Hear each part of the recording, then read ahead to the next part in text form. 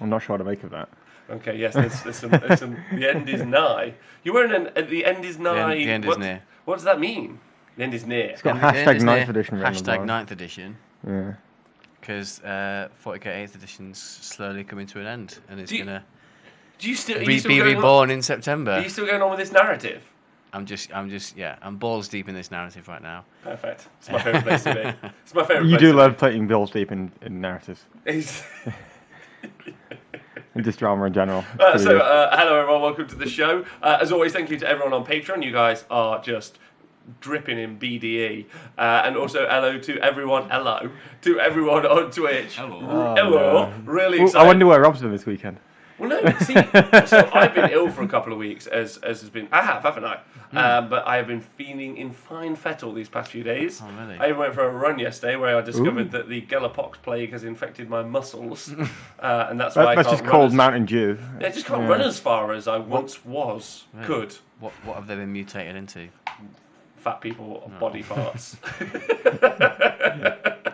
Hello, Warhammer. Welcome to the show. So, listen, Patreon, Twitch. Everyone who subscribes to Twitch, everyone on Patreon, love you guys so much. 40k. Let me tell you, before we get started, I want to ask you both how you both are. We're going to be doing the Chaos Codex review. That's going to be the majority of what we talk about today. We're going to talk about 2 codices today. We are going to also talk about the Blood Ravens Codex from the White Dwarf supplement. It's 2 pages long. I thought we established anything in a White Dwarf isn't a codex. Yeah, everything inside of a White Dwarf It says codex. is Codex supplement. It's literally it's the a first codex word. supplement. What is it supplementing? No, listen. You can't be like all of those other guys who don't read all of the sentence. Codex supplement. What's it supplementing? The Space Marine Codex. Yeah. Which is a codex. Yeah, it is. Yeah, but that's a codex supplement. It's a codex with a bit of codex plugged on. It's like Pilates. It's an add-on to hippies. And middle-aged ladies. Yes. Hello, Scrivo. It is a leaflet. Hi, DeBolt. Hi, Arkian. How you doing? And Mr. Kapowski. Good evening. He says evening, reprobates. I assume he's talking to Me. us. Last week, Nikos was talking to me and Tom, and then he was like, "What do you guys think?" And then me and Tom went, "We need another Nikos to answer Nikos' question." Yeah. I think he's talking to us, Tom. Probably. I just want to let you know that I'm actually really excited about talking about this codex because I read it last night. Not the narrative, which I'm very upset I didn't get to read because I only read it via my memory. Aren't they just naughty Me space too. tractors? They are naughty space tractors. That's but I genuinely really enjoyed this codex. Yeah. What, the rules of the It's like codex? The rules of the codex. It's like the naughty train in the Thomas the Tank Engine film. This is, yes. Pretty badass. Did you guys enjoy the rules for the codex? I did, yeah. Okay, great. Yeah, And Dan the Supervisor, thanks for subscribing both for a year and also for being the stellar host of our Monday show on the Honest Wargamer. You're fantastic, and everyone around you, just by you being there, is more fantastic. I would say that's fair. I think that's how Fantastic works. It's like osmosis between cells. Only from Dan, though. Lurching. It's a bit like Luck in Deadpool. Chucklebuty, another man who osmosizes, that's science. Osmosizes awesome to everyone around him. But unfortunately he lives in the country, so there is never anyone around him. But he's got a favourite cow, which is weird. That's no wait a minute. he I can't make that joke. I'm only going to make No. I was going to make a joke about something, and then I decided against it. All right. What about Chuckabutty shagging cows? You're going to make Wow, jokes that's about just- that? Well, he's got a favourite cow, so therefore. DeVault says, I do Pilates, you bastards, it's man shit. And then Arkian says, it's a bit of a letdown doing Pilates. Arkian famous for both Pilates and his yoga studio. What would you recommend over Pilates? Over Pilates? Yeah. Why is it a letdown? Just getting under a man who's into Pilates is one of my favourite things to do. I know about that, yeah. Coming soon. Gentleman Barrett says, remember when Games Workshop said we could have hardly no books for 8th edition?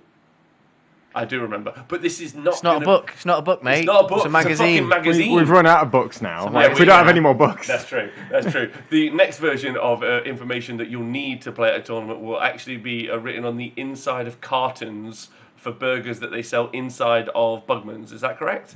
They sell cartons for your burgers? So no, but they're going to. Oh. So you know, like McDonald's when they do the Monopoly thing. Yeah. I think what I heard is that obviously you turn up to a tournament, you start the first round, and they say, right, at lunchtime we're selling these special burgers, and inside the burger wrapper there is a special stratagem that you can use you can only use the stratagem if you buy the burger. Yeah. Yes, but what's really important, in 1 in every 1,000 burgers, there's a golden wrapper with a golden stratagem. And then your granddad, who's been in bed for 20 years, gets up and starts dancing because he's an absolute cretin. What you don't like? Grandpa Joe? No, I don't like Grandpa Joe. Why? Because his family's in poverty, and he's just like another mouth to feed for this one single working mother. And the moment that he gets a free trip to a chocolate factory, he gets up, starts dancing. This is fantastic. He could have gone out to work and helped his family. Tom. Yes. I don't know if anyone else would like to, but I'd like to propose, before we go any further, I'd like to propose to both of you two that we do a subscriber-only show, because Twitch now allows us to do a subscriber-only stream. We'll just do one soon, an off-the-cuff one. We'll schedule it in, where we all just review films. Yes. But really seriously. Oh, yeah. Us three and our opinion on films. Suit up. Can the first one be Who Killed Captain Alex, please? What's that film? Oh, you should search it on YouTube. Okay, all right. Look, we won't watch that. Don't want to watch that. It's got its own Ugandan narrative Joker. So you've got a commentator for the film. Okay. What has just happened? Okay. So, I've lost. Where were we? I like the Chaos Knight Codex. Yeah, me too. I like it. That was really weird. It's got some cool rules. Kodakabi says, Nikos' sign is also a typical reaction to Slanesh Battletome. The end is near. The end is near, yeah. You could say, at least that's fun. You could say, or I'm about to finish. Also, the end of a Slanesh Battletome. Hi, man. Thank you for subscribing for 20 months in a row, getting 20 knees, and can I trade it for wins? Oh. I don't know. You've been watching us. If you've been watching us for 20 months, surely you've improved a little bit at least. I mean, Heinrad can at least consume his opponent because he's bigger than anyone else. Yeah. Just physically intimidate them. Yeah. Maybe you need to try Give that. me the win. Yeah. Lean over. Sandy says Grandpa Joe was a fuckwit. He's on your He side. is a fuckwit. Is anyone against me that Grandpa Joe is a fuckwit? Grandpa Joe clearly plays Eldar. Yeah. Oh, wow. Canova TV says, what up, guys? 4 weeks. That's correct. In 4 weeks' time, the honest-wargamer will be live in... Yeah, I won't, though. Some Canadian city. Ottawa. Well done. Perfect. At the Capital City Bloodbath 2019 with the Canhammer guys, we'll be doing live stream coverage of a Warhammer 40,000 event. And let me tell you two things. My co-host for that event will be none other than the Falcon, the man who's on the stat show with no stats. Wow. And also, our man in the field will be none other than a man who once was in the Canadian ETC team and left his passport inside of a shoe. That's right. And then walked around on it for a week. We need to leave that bit in. Yeah. Are you sure he's competent enough to do this then? If he can't, so he's keep hold of his mentally passport. all there, but action-wise, he's a man of action. But is he a man of charm? His nerves on the bottom of his foot aren't quite there. No, they're dead. Yeah. Yeah. So he couldn't tell. Would you say he has no Achilles heel?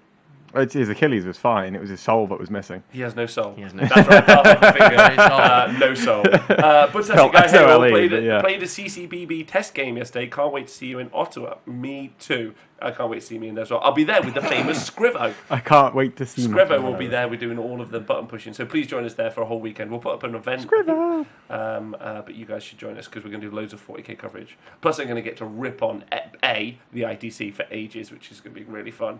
B, I'm going to get to rip on Val Heffelfinger and someone called the Falcon, which is going to be great. I had a bit of a debate with Val this week. I don't think he was very happy with me. If the Falcon coughs, I can just be like, what's that, mate? Feather in your throat? Can't wait. You can just go, caw every time he coughs. No, but it's going to be amazing. You're not talking much. Loosen up, spread your wings, you know. Yeah. But no, it's going to be some amazing 40k coverage. And it's the first time we're going to be using the fancy cameras. Fancy spinny cameras. The fancy spinny cameras. So it'll be the best independent / any coverage of. Yeah, you don't say independent. You can just say the best. I know. Yeah. I just want it to be. I know because I'm doing some test shots. Don't worry, we're going to be good. What are the test shots of, Rob? Huh? What are the test shots of? I can't say. He's filming amateur porn. Is this to do with that man you got under for Pilates? Damn it. Chuckle says, mate, you don't need brain power to do the roving reporter. Chuckle Butty. Oh, fuck you. Maybe you don't. Well, Chuckle Butty and you have very different styles. I would like to one time see both of you commentate a game of 40k. That would be amazing. I think I should change my Twitter handle to want RapGod. to see that. Different speeds. They are at different speeds. Tom would finish the game before Chuckabitty got halfway through. I don't be like, so wait, who is playing? I've told you, he's won. Told you the list already, mate. He's probably going to be in a bit of trouble here. Boom. He's a lodge member. DeVault, thank you for subscribing for 19 months in a row, to which he writes, for fuck's sake. Only 19? Wise choice. Hi, the first brain squig. Nick is here. I'm very excited about that from WS10, one of the best gaming clubs in the world. It's a Birmingham one, right? Actually Wednesbury. Oh, I don't know what a Wednesbury is. It's right next to Canterbury, which is where Chuckleberry lives. Oh, so that's Kent. No. The north of London. Cambridge. No. Where's Chaucer is from. Right. Somewhere down south. Yeah. And then down the says, zoom into your balls until the image looks like a topographical map. It would not look like that. It would look like the beginning of a small plague. See if you could pick out individual hairs, unless you shave like most people. Let's move on. How are you two? In 40k. In 40k. And your life. Yeah, all right. I've not played much 40k recently. I've been playing more time, so. I like how you're like not even playing an existing game. I finished my Hellstorm list though. Oh, congratulations! And I built last weekend a super shock attack gun out of a spare knob that I had, which had a looter gun that I converted into using Necron bits to make a shock attack gun. So I was like, I could buy one, but it's like 20 quid just for that one model. But I thought I'd just make it out of bits box. Yeah, use any crystals? A classic. No Nikos crystals move. were used, just Necron bits. Okay. So, all right, exciting. Not excited. Excited. Yeah. All right, nice. Tom, 40k, ETC soon. Thoughts? What have I been doing? I tell you what you've been doing. Let's fucking talk about this, ladies and gentlemen. Strap yourselves in. What have I done? Whatever you're doing, maybe this is so serious. If I were you, I'd potentially unvelcro your shoes. That's right, all of you probably wear Velcro shoes. Yeah, I'd unvelcro your shoes and get fucking look into the camera because this shit's serious. I'm genuinely not sure what you're going to say. We run a show called The Honest Wargamer, and for months, nay, for years, but definitely for months. Oh, right. That's right. This isn't this week though. This has been since April. Yeah, since April. Tom, Nick, do you want to tell us what's he been doing? Lying? Tom has been clearly on the long con. For months he's been saying how shit looters are. Yeah. He's been tweeting about it almost every day. He probably bought one of those bots. I did some really shit memes every week. Yeah, made some terrible memes. Talked about it on the show constantly. Putting everyone off in the world about looters. And then, what's in his ETC list? Fucking looters. 15 fucking looters. 13 looters. 13 looters. Doesn't matter. The long game. That's what you've been playing. You've played the audience. You've played us. No, I haven't. We feel betrayed. I can defend this. You got Games Workshop to nerf them? Yeah. Yes, I did. You got their points dropped purposefully. I can defend this. Motherfucker. Are you ready? If you can defend the indefensible, please go. All right. So after the book dropped, everyone started running big looter builds. With the full looter brick and all the pampering stuff. Apart from you, because you're cool. I also ran. Did I not do that review? And did I not say that the thing that everyone would take would be not shock attack, would be smasher guns? And the ETC, FYI, in all of its lists, has £5,500 worth of shock. Oh, I have a list. Guns I have going. a list of all the different the amount of each unit. I think there's 197 smasher guns going. That's fewer than I expected. Just hashtag called it. So, by the way, I was using that list in February, by the way. So with my army, I was criticizing. It was great. I was criticizing. I meant crystals. I was criticizing that build because I think it's garbage, and I still think it is garbage because it's fully dependent upon one factor that you can't control, and multiple things can't block it. Right? We then got to. What are you doing, Rob? The hydraulics in my chair have gone, and I've just slowly lowered. You look shorter. You continue. Pull the camera down. No, it's fine. It's okay. So, I still think that build is rubbish. I never said anything about the individual unit. Yeah, you did. You said loads about looters. You did rubbish. say By loads looters, about I meant looters. looter builds. Looters are trash. No. You you always are say looters are lying. trash. You are lying. Lies. And you lied to us. Twitch chat, please let me know how you feel about Tom's betrayal. I just want to say a big thank you to Hugtan, who subscribed for his very first time. Oh, thank you, man. Yeah, I appreciate that. For looters. And MK Ho, who subscribed for 7 months. Big love to you. Yeah. Denise says it's the worst hashtag Also ever. for looters. Hashtag sub for looters. And are we talking about Nick Rose's 350 grot list? I wrote about it in April, actually. Huh? I wrote about this in April too. So I wrote it on April Fool's Day for a joke, and then I sent it to the team. Quiz? So the list that Nick Rose is running is like we talked about it last week, I think, and it was like we did talk about it last week. 300 Gretchen and some flash kits and stuff. Yeah. And I wrote that list on April Fool's Day, And I was like, hey guys, this is ridiculous, isn't it? It had like 468 grots. And we were like, that could actually be good, but I just didn't want to run it, so I just discarded it and carried on. So that was kind of fun. It went 5-1 at the American Team Championships, which looked like a great event. I don't know who you played though. So no, the coverage didn't. I was quite worried. It was like a professional event. A professional group are going to do the coverage. I tuned in for like 2 minutes where they had like in between games, and it had some filthy wubs and a nice graphic, and that's all I saw. Like I didn't see any of you. I don't think I saw any of it. Well, I think I tried to find it on Twitch, but I couldn't find it. Well, it was advertising like Competitive 40k, a group which I've left because it's just a disease. It's the best place. It's awful.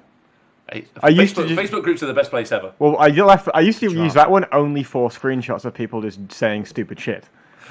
Look, let's continue. In the chat, the Honest Wargamer says burn him. I don't know. Did I just type that? Have I got by burn, do you mean roast or burn? Says it's the most orcish thing he could have done. He's just too narrative for you lot. Cunning but brutal. Cunning but brutal. No, well done, Tom. It's the second most orcish thing you could do. The most orcish you could do is just loot any old household object and turn it into a model. I think I've also done that. I've seen your army. That's basically what it looks like. Me and Nick had a conversation about that. It's the first time we've used our brand new crowdfunding cameras to zoom in on literal trash. Hey, I painted the Meganobs up really nicely now. Who cares? It looks awful. I do. It looks awful. They look good. Okay. And I posted a picture on Twitter of this Meganob I'd finished, and I was really proud of it, and it got like 1 favourite. And underneath it was like me saying Spiky Bit's bad, and it got 68 favourites. Well, Spiky Bits is bad. There you go. Yeah. Hashtag. No one likes my painting. I like my painting. No, which is what's important, right? It's like when they have the Special Olympics. You're like, you go. You go. Good for you. Do you think Women's Olympics is Special Olympics stuff? No. Well. They they'd still smash me, like. Yeah. Should we run a Golden Demon event for the ETC painting? That's what we should do. Nick and Rob should go to the ETC every year where we do the painting competition, and it's literally, does it have 4 colours? Who spent the most on commission painters this year? Scotland, here you come. We recognise that and we don't. I don't know how to feel. It would take a long time to resolve the fact that Tom lied. Good point for Grimace, or I should say couldn't. KR Quinn loved the coverage. Alandron says, now I agree that the giant looter block build was pretty weak, but the unit does have a role in the overall army, but Tom is backtracking like he was a supporter of the Imperial. I've been using it since April. I couldn't agree with you more. I was just lying about that. Since Viking DK, Competitive 40k is the best place for people to promote themselves in their Mayor podcasts. We should be in there then. Mayor podcast, we don't need. We should be in there too. Are we a Mayor podcast? All podcasts are, effectively. Oh, like people listening are like, this is sweet. They've talked about nothing for 17 minutes so far. That's okay. No, we didn't. We've talked about me lying. We've talked about films. We've talked about you potentially having a risque video. No, it was not that. Potentially about it. It was anyway, right. Look. So the subjects today are, if you guys have just joined us, we're going to be talking about the 40k Codex for the Chaos Knights. We're also going to be talking about some other things. In hot news, though, and this is the real gossip, everyone. Now, we're going to talk about movies. I do look good, don't I? You look like you're about to go on Facebook Live and shoot some women.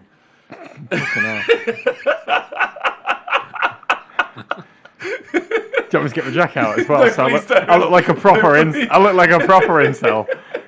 Everyone loves it. I love you so much. Fuck you. So the best film of all time. This is the question I want answering. The best film of all time is Bubble Boy. Elf. Okay, Twitch chat. Twitch chat, please. I was ready to take it off in dramatic fashion. I'd like to know what they say. Evening, Rob. Evening, Herminister, Alan Droll, Liam Jordan. Hi, Viking DX. How you doing? Just waiting for the Twitch chat to catch up because this is leading somewhere. Don't worry. One can see it. My eyes are looking. This is a prefix. I've slowed down, but they can't tell because is it something about the sequel? Are you saying that the Chaos Knight Codex is like a sequel? No, to Kung Fury. That's a great movie. Twilight, also a great movie. # Team Jacob. Big Trouble in Little China, great movie. Chucklebutt says Alpha Terminator 2, Transformers, the movie. From Chucklebutt, from Full Gamer. So all of you are wrong. The best movie ever made, because obviously think about what time it is and what we're doing right now, is the Space Marine movie. Ultramarines. Ultramarines one. That's correct. There you go. I was waiting for that for ages. The Big Lebowski is also a great movie, Nick. And then because of the Space Marine movie was basically perfect, you guys watched it? Yes, I did. Have you never actually watched it? Not the whole thing, no. I've got it. We watch it together. We should get drunk and watch it. Yeah, we should drunk and watch it. So it's terrible. Not you, because but it's flawless. However, that being the only live thing that we could watch, apart from Hell's Reach, which is fantastic, any sort of like, TV-based or movie-based... Are they doing an anime as well? They're doing an adventure thing. What I'm trying to get to is that they're making a TV series for it's set in the Warhammer 40,000 universe. Big budget, big production. Is it? Yeah, absolutely huge. Live action. Live action. No, we've known about this for a while because we've all been cast. Why are you laughing? We are. Yeah. As Chaos Demons. Yeah. So Eisenhorn, that's what the story is going to be based on. And it's got a massive budget. It's got a really good director. And it's big news. It's currently in production. Netflix or Amazon? They didn't say. I don't think that they said the guy who's done all the other ones put it on like Amazon Prime, hasn't he? Like the Man of the High Castle was Amazon Prime, wasn't he? Yeah, it was by the yes, it could be on Amazon. And don't forget they've just dropped like £1 billion on the new Lord of the Rings franchise. So what we might be getting is our first foray into like actual 40k action. Please don't suck. No, I know. Like, and now obviously there's the nerves. Yeah, and that's kind of with an IP this big, with like Warhammer 40,000, with an IP that big, and it's loved by so many people. Like there are some elements of it like I don't really care about. Like I just don't care about the Grey Knights. No, I thought you were going to say Grey Knights. I mean, they're just so bland. Whereas like I'm super into the Heresy, and I think that's really cool. Mechanicum, really really fun. Chaos is amazing as well. But like whatever they focus on, it's going to be hard to encapsulate it all in that TV show. What are your initial thoughts? Also, Twitch show. I just can't. Whenever I think about this, I kind of. Do you remember how Netflix a couple of years ago got the IP for Death Note, and they made their own live-action version? Yes. And it was bloody shit. It was bad. I'm just scared of that. Yeah, I know. I think we all are, right? Like that's true. Like, or we might even just get. We might even get season 7 and 8 of Game of Thrones, and no one wants that either. Yeah, this is true. But at this point, we'll have already raided Area 51 and got the aliens out. So we'll at least and got the final 2 seasons of Game of Thrones, which are locked up in there. Locked in Area 51. That's correct. But overall, it's pretty exciting, right, Nick? Tom? Yeah. I mean, I'm so enthusiastic about it. Like, I just better than their series. Did they give any indication of like when it'll be released? So so they've said it's in development / production, like not in production, in development, which means it's not even in production yet. So probably a couple of years. Yeah. But remember when we first heard about The Witcher? I remember we first heard about Total War as well. Warhammer Total War. Yeah, that was like 2013. A couple of years will go by like quicker than we think, especially with all of the 40k drama. I mean, we could just live off that. Because when food runs out because of Brexit, I'm just going to live off 40k drama via the internet. You can live off that. We're just going to eat the shit units from our codices, just rip it off. It's high in calories. Well, I think I've got quite a lot of paints. I think they'll last me quite a long time. Just rip out Chaos Chosen. Don't need that. Rip the page out. I'm going to eat it. Useless. Liam Jordan says, "Is this how people who read the Game of Thrones book felt?" Yes, because I read the Game of Thrones books before it was a TV show. It's nerve-wracking. Also, I'm on Storm of Swords at the minute. Huh? I'm on Storm of Swords at the minute. Oh, that's exciting. I read. They're also doing the Dark Crystal again, which is quite. Did someone say Crystal? Dark Crystal. Doesn't matter. It's still a crystal. Anyway, exciting news. And pretty massive, like Games Workshop have got to be over the moon that because their IP going into the mainstream might mean we get loads of normies playing Warhammer with us. Implying that we're not normies. Absolutely. I mean, Nick's wearing a sign that says the end is near. Homely says, I heard from sources they were touting Eisenhorn and Gaunt's Ghost with interest in BBC and Netflix. Netflix opening a new UK studio. I think there's your destination. Connor Cover says, it's really great. It's about something small like Eisenhorn. Start small, then once it goes well and it gets an audience outside the hobby, you can go big with the Horus Heresy. Like, you got to remember, the big companies are super into buying IP that they can just make movies from forever. Like, look at Marvel, right? So the problem is you don't want it to be Star Wars. Thanks, but D&D. Yeah, well, you just don't want Star Wars to be. I mean, all the new Star Wars films are obviously terrible. Yeah. The best one being Attack of the Clones. # Jar Jar Binks. Wait, Jar Jar Binks was Phantom Menace. That's the best one. Phantom Menace is the best one. Because it had trade routes and diplomacy in that one. Yeah, exactly. Right. Empire Strikes Back was the best one. Empire Strikes Back is not the best one. Fucking definitely the best one. Gungan Shield. Boom, boom, boom. The trade delegation. But that just had like the Fox, the 20th century Fox. Okay. What's better, pod racing, or some old boy trying to fight with a lightsaber? An old boy trying to fight with a lightsaber. Rubbish. Your thoughts? And that's Did you see that video on Twitter? Did you see that video on Twitter? New Hope.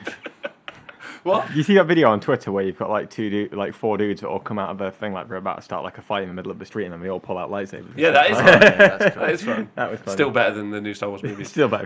Chaos Knight says Eisenhorn could easily just follow the standard crime type of movie. Hopefully they don't screw it up. Icon says it'll probably be the HBO service. First program, it's done right. It could be great. Look forward to it. Look forward to it too. IdioK says there needs to be a 40k version of Rick and Morty. That would be so scary. I think we call that this show. Yeah.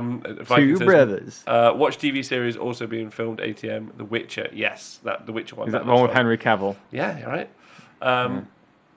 What the fuck, Rob? Empire is awesome. Wrong. Hook up in Oi Kids. Thank you for subscribing for 10 months. Appreciate that a lot. And then Chucklebutt says MIDI fucking Chlorians. Exactly. MIDI Chlorians. Yeah. Anyway. You're a midichlorian. Right, so 40k, let's talk about it. So Eisenhorn, exciting. At which excitement level out of 10?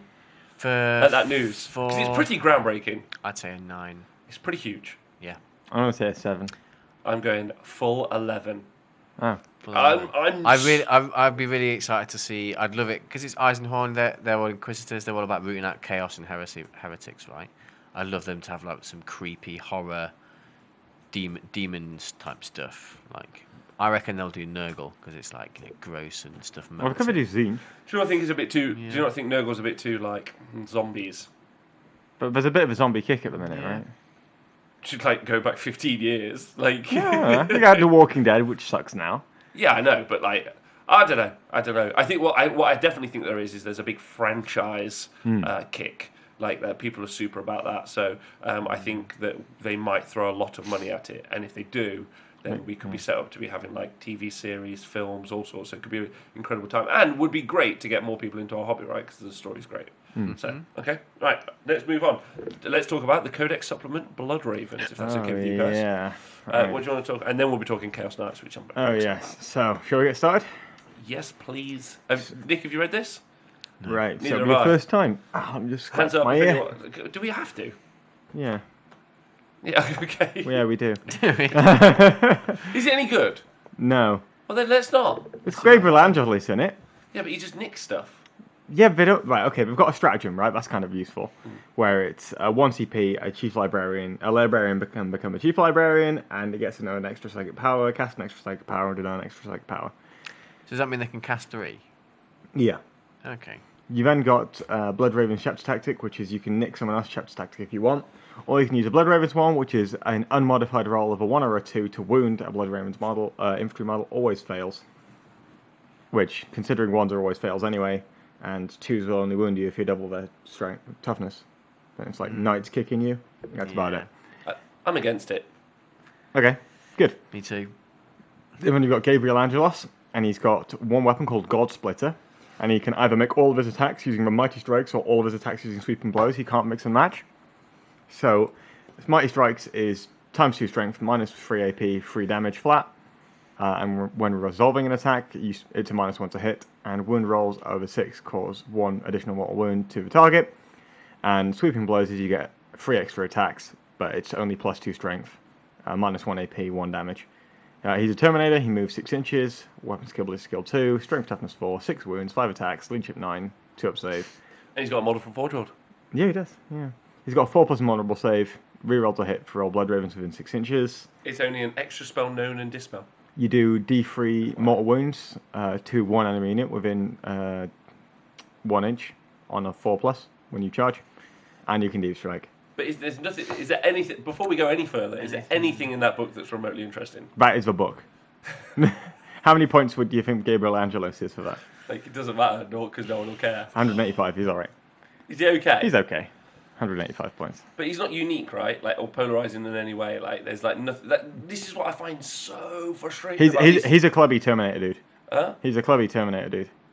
He's like Captain Lysander. Yeah, this is what I find so frustrating about like so many of the model ranges. They've given them they give them no special rules. Although like he's not remotely interesting.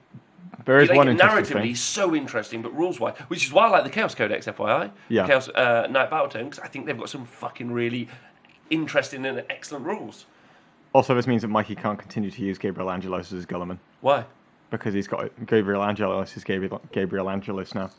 Oh, because he's got a model. Yeah. Nice. He's got some that'll rules. teach him. Yeah. That will teach him. Okay, so the review of the Codex Supplement Blood Angels for everyone in the Twitch chat, Blood Ravens. Sorry. What's your review? I couldn't really care less about it.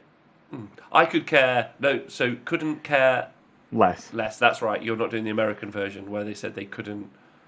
No, wait, they could care less. They say that, which is wrong. Okay. Because that's terrible. I also couldn't care less in any way. I'm giving it a 6 out of 10 cares. Because it's more mainstream appeal. It's so mainstream. Yeah. Yeah. And it's more rules. I'm not going to This would be like bringing out the exact same pair of Vans that every single person owns. Although maybe this appears in the Space Marine Codex at some point. The laces are an extra half an inch longer. Oh man, I mean, that. extra half an inch is really important, isn't it? It is, but not in laces terms. Ah, I see. No. Okay, all right. Apology. Woo! Can we talk about the exciting thing now? Yeah, let's talk about the good shit. Yeah, let's go. Chaos Knights. I haven't read the narrative yet, but I really want to. That's my first thing. Oh yeah. Okay, so this is coming out. This is coming out this weekend, right? It's on pre-order. Is it? It is. It's out. I thought it was out. It was out last weekend. Oh, well, you can tell me. I would have read the fucking story. I thought our memory bot was only because it was early doors. No, someone had it, and they told us in that WhatsApp group. They said, "Here is all the information," and then we all read it separately and remembered it. Shit, so sorry, so sorry. But they only read out the rule bits. They didn't read out the narrative. Nick asks us, "Can we talk about Venom crawlers instead? I'm running 3 and they are great fun." Cool. I don't know. Bit of a big spider I've not played them, so I don't know anything about them. Really fun? I don't know. Okay. I like them. They look quite cool. I cool. thought they were alright. We did a bit of a rundown when we came out, didn't we?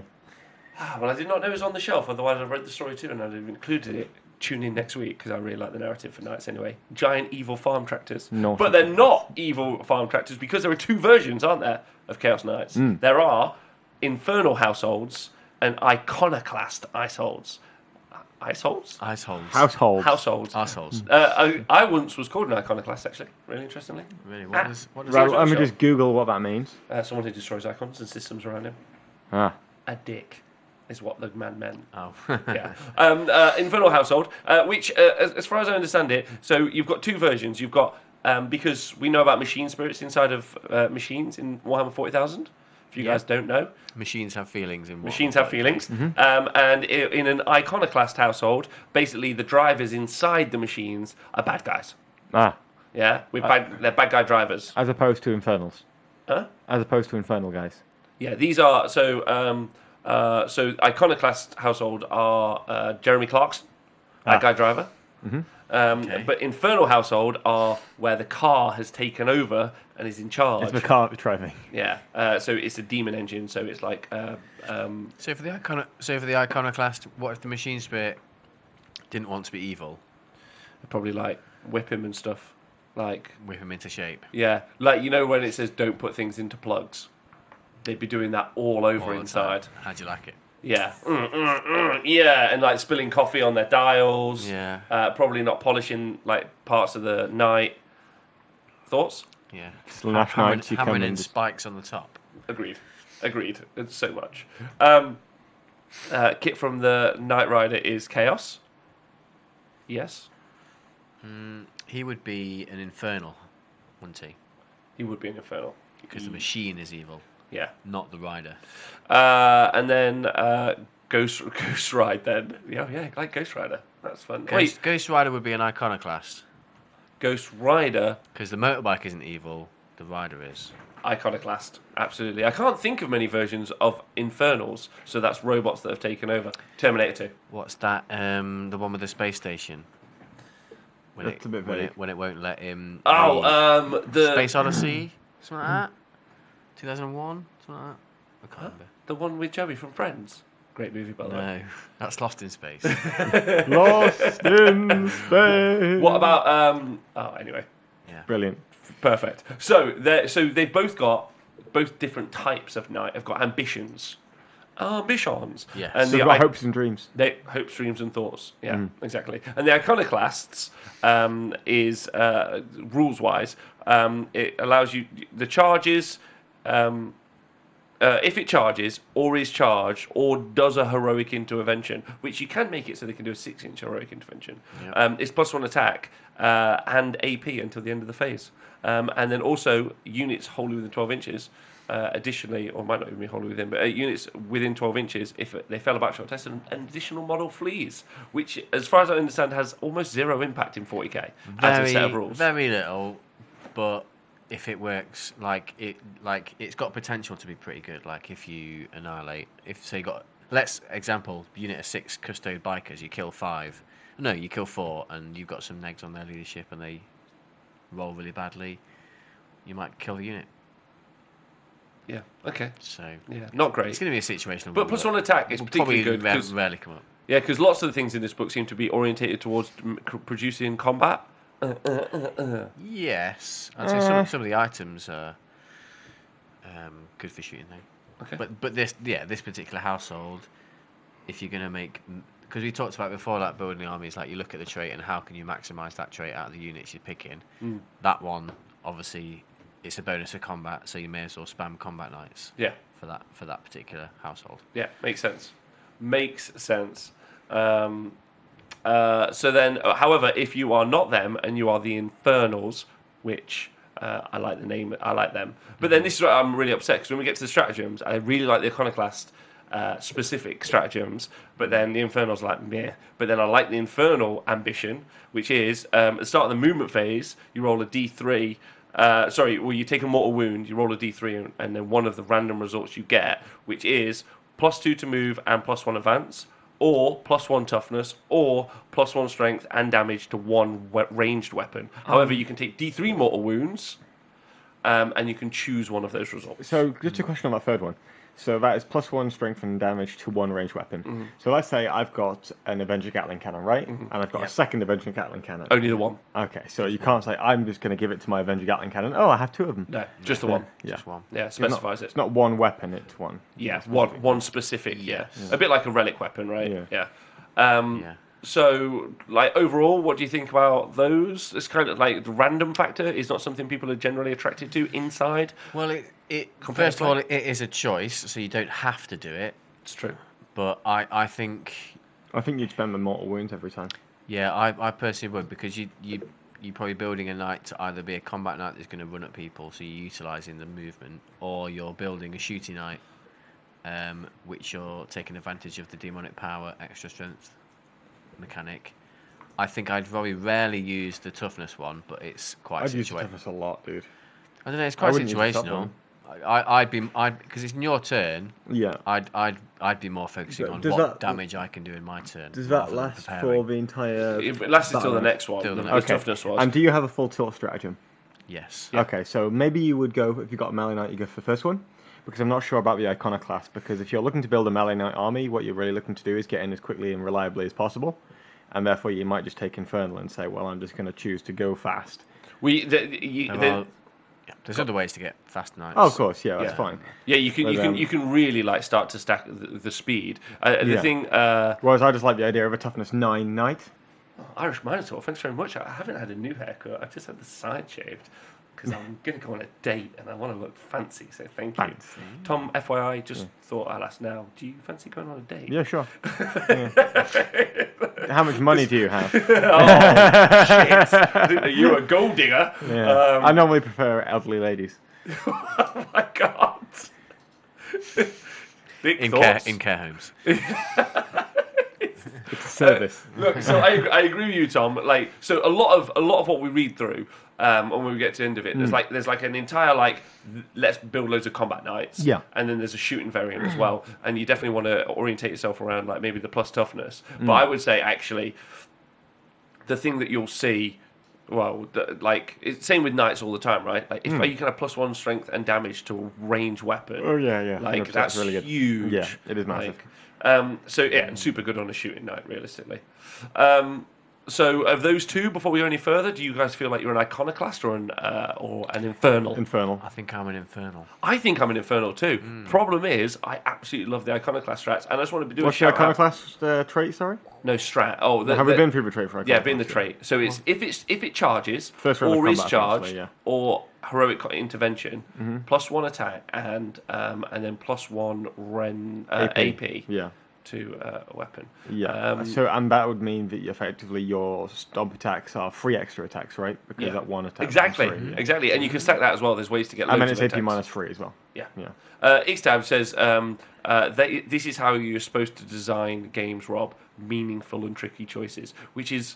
Just like I'm really glad we did the Angelos thing. Actually, Tom, thanks, because this is how I felt about 40k for a while. The Angelos thing, I'm like, I just don't give a fuck. It's bland. It's bland. It's rubbish, and not just because it's a Space Marine. Like, Velborad is a part of it. No, but you could make them quite interesting, but they don't choose to at all. However, like this book is genuinely quite exciting in my opinion. Okay. Yeah. I don't know if you just need to glue some spikes to your knights, and we can go. Yeah, no problem. Yeah. Also, it's going to make League of Knights a lot more exciting, isn't it? It is. Because now you've got a lot more knights to have access to. Right. Next up is pacts. So there's pacts and damnations. Pacts. Which is where you can take a Dreadblade. Not like packs of like rogue knights wandering the wilderness. Yeah, pacts. Pacts. Pacts. English. Yeah. So all those Chinese people who know English. Well done. So 1 per detachment can be a Dreadblade. Ooh. And then you can fancy. either pick 1 pact or randomly roll 2, and then you can pick 2 damnations or randomly roll 1. Unless you're playing narrative, I'd probably mostly be picking because you can control. And then the damnations don't affect you if you pass a leadership check at the start of every turn. If you pick your pact, do you also have to pick your damnation, or no? You can two different. Either. Yeah. So I've written in my notes, and this is why I'm waiting for challenges. Packs aren't worth the damnations. Skip this section. It all sucks. I disagree. Okay, excellent. Go for it. Because I think you can pick them. There's like certain knights that the pacts are really worth.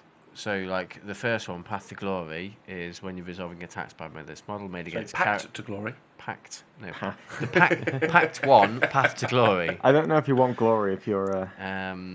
So the Path to the Glory Hole means that you can resolve an attack by this model made against a character or Titanic. You can re-roll the hits. So you can re-roll hits against Titanic or character. So say you're a shooting knight. Yep. And you're taking a double Avenger Gatling and double guns or some shooty loadout, and you're re-rolling all your hits against another knight. So you could have like the evil version of the Castellan, always re-rolling hits against the Castellan for free. Yeah, but you can already get pretty. Yeah, you can. There's a strat where you can re-roll hits, but it's 2 command points. This gives it you for free. Yeah, that's a point. Or character, you got Mortarion running at you, or Magnus on the board, or just a character that you get in range of to shoot. You're re-rolling all your hits against them. This is in combat and shooting as well. And like you could pick a couple of packs that don't necessarily affect that knight, so you can choose to wear. Like I think the least bad ones is Volatile Reactor. So obviously you only take it if you fail a leadership check. So that's relatively rare as it is, and then on if you don't kill anything on a 4+, you take 1 mortal wound. Although so that's not that bad. If you are infernal or whatever, you're just applying wounds to yourself. Yeah, the infernal thing is a choice as well. So if you're low on wounds, you don't need to take that. No. And then warp fugue or something like that, or warp fudge as I read it. Warp fuge. So when this damnation applies, the model fights last in the fight phase. So in my example, if I'm taking it as the evil Castellan standing at the back, shooting all the other knights, I couldn't care less if he's fighting last in the fight phase if he's not really fighting in the fight phase. So I think you can kind of pick. There's certain packs that work really well with certain knights, and I think you can kind of pick your downside. So I think it doesn't cost you anything. So I think they're good. Yeah, so consistency is the key bit to me. So Alan Drill in the chat really wants to let me know I'm super wrong, so I'm just going to read it out for him. Ixtab says the leadership test mitigates it quite a bit. I would gamble on it. Alan says you don't pick them during list building but as pre-battle options. So you can tailor versus specific opponent and scenario, or if nothing else, just take the War Dog Dreadblade with a +1 CP per turn pact. Yeah. On a 5-up, it's not +1 every turn, it's for +1 on a 5-up. And also Dreadblade is in addition to being an Iconoclast or an Infernal, not instead. Oh, it's not like Freeblade. No. Yeah. Cool. For me, I also didn't read anything in there that I wanted. Like, now maybe there's a conversation to have, like, the army is going to be super CP hungry, especially like the things that I like about the army is going to be quite CP hungry. But I just looked at it and I thought nothing stands out, so I'm just going to skip through it. What about the one that's Demonic Vigor? So you've got a 50% chance of getting +2 to movement. So if you're going for that running and charge knight. Yeah, It's unreliable though. So you got 1 in 3 +1 movement, and then you got 4 or 5 +1 weapon skill. So if you're going for a combat knight, only 1 in 6 isn't good for you. Well, you could also use the Infernal one, which is +2 to your movement as well, and then +1 to your advance. Yeah. And you stack all of those in full tilt, and you just go mental. There are, but like there's only so much space on the board, right? Like, you don't you're not ever starting. You're not starting 48 inches away. Like, oftentimes at most it's 24. Like is your max. Well, if I've got something that I really don't want a knight to smash, I'll put it really far Yeah, away. but normally there's going to be something in the way of that knight. Okay, so But what if it's like turn 3 and there's less on the board and you still got this knight and you just launch it a million miles across the table and they're not expecting it? Well, alternatively, let's say you're playing League of Knights and we don't really have any screening. Well, now when you're placing your modelling and you're thinking, oh, well, how far can your opposing knight charge? You're now thinking 12 inches, +6 for advance with a full tilt, +2 for the Infernal thing, +1 for the advance, so now you're up to 19 inches, you're up to 21 inches. Then you've got this, you're up to 23 inches of movement before you even get to the charge. Yeah, and I agree. Movement's fantastic. I'm just obviously you're correct about blocking things though. I'm not. Taking No, that but away. also no, but you can go around it, right? Like if something moves way faster than you ever expect a knight to move, your opponent might scream badly if they don't ask the right questions. Yeah. Just the threat of it alone can also pin someone in. That's true. That's a really good point as well. Like you're not getting those leaving position here on those objectives. It's like your bloodletters, right? And currently we haven't even got to adding a command trait or adding warlord trait or even adding a relic. So there's even Let's just see what the speediest knight we can make is. Yeah, you can make a real fast run boy. But for me personally, I just anyway, I didn't like it. But good shout out on talking those out. I think who was it in the chat? Was it Alandro? Alandro, like the fact that you can just tailor them before the game is good. It's a free buff that you can or don't need to use. So anything that's free and is flexible before the game. It's pretty awesome. I don't know how TOs might rule it differently. They might say you need to decide in your list. Yeah. Because some people will say like pre-game stratagems need to be on your list, and in some cases. So they might say. Well, most of the time, even with those, it's like, well, they need to be on your list, but you can also change them if you want to at the start of the game. It's just so you have like a default position. Yeah. Okay. All right. Xtab says there are at least valid arguments for taking them, unlike Freeblades, and Alejandro says the 6-inch heroic intervention is a pact. Oh, that's pretty funny. It is. Yeah. Which I like. Like I do like the 6-inch heroic intervention, but I'm not that stressed by it realistically, like because I'm going to be running at shit. Yeah. Or not. I think the reason why it's really threatening is obviously it's in your opponent's charge phase. So if you're long bombing a knight into your opponent, they pull back. If you've got a 6-inch heroic intervene, they've got to move even further away from you now. Some slow units might not be able to get out of that range, and then if they're having to move really far away, like if you're forcing them off an objective or towards you or further away from you, I don't know. Scary. Okay. All right. Okay. Good. There you go. Fine. Fair enough. Next. Fine. So next up is I just don't agree. Like, and I've not been convinced. But like that's why everyone gets to say, and then see what you think. Yep. Warlord traits, So there's warlord traits. I chose ones that I liked. Yeah. And then if you don't agree or you want to talk about something else, feel free. So the first one is obviously Knight Diabolus. Where? Diabolus. I'm trying to see it. Which one? Knight Diabolus, I think it's number 3. Yeah, it is. Diabolus.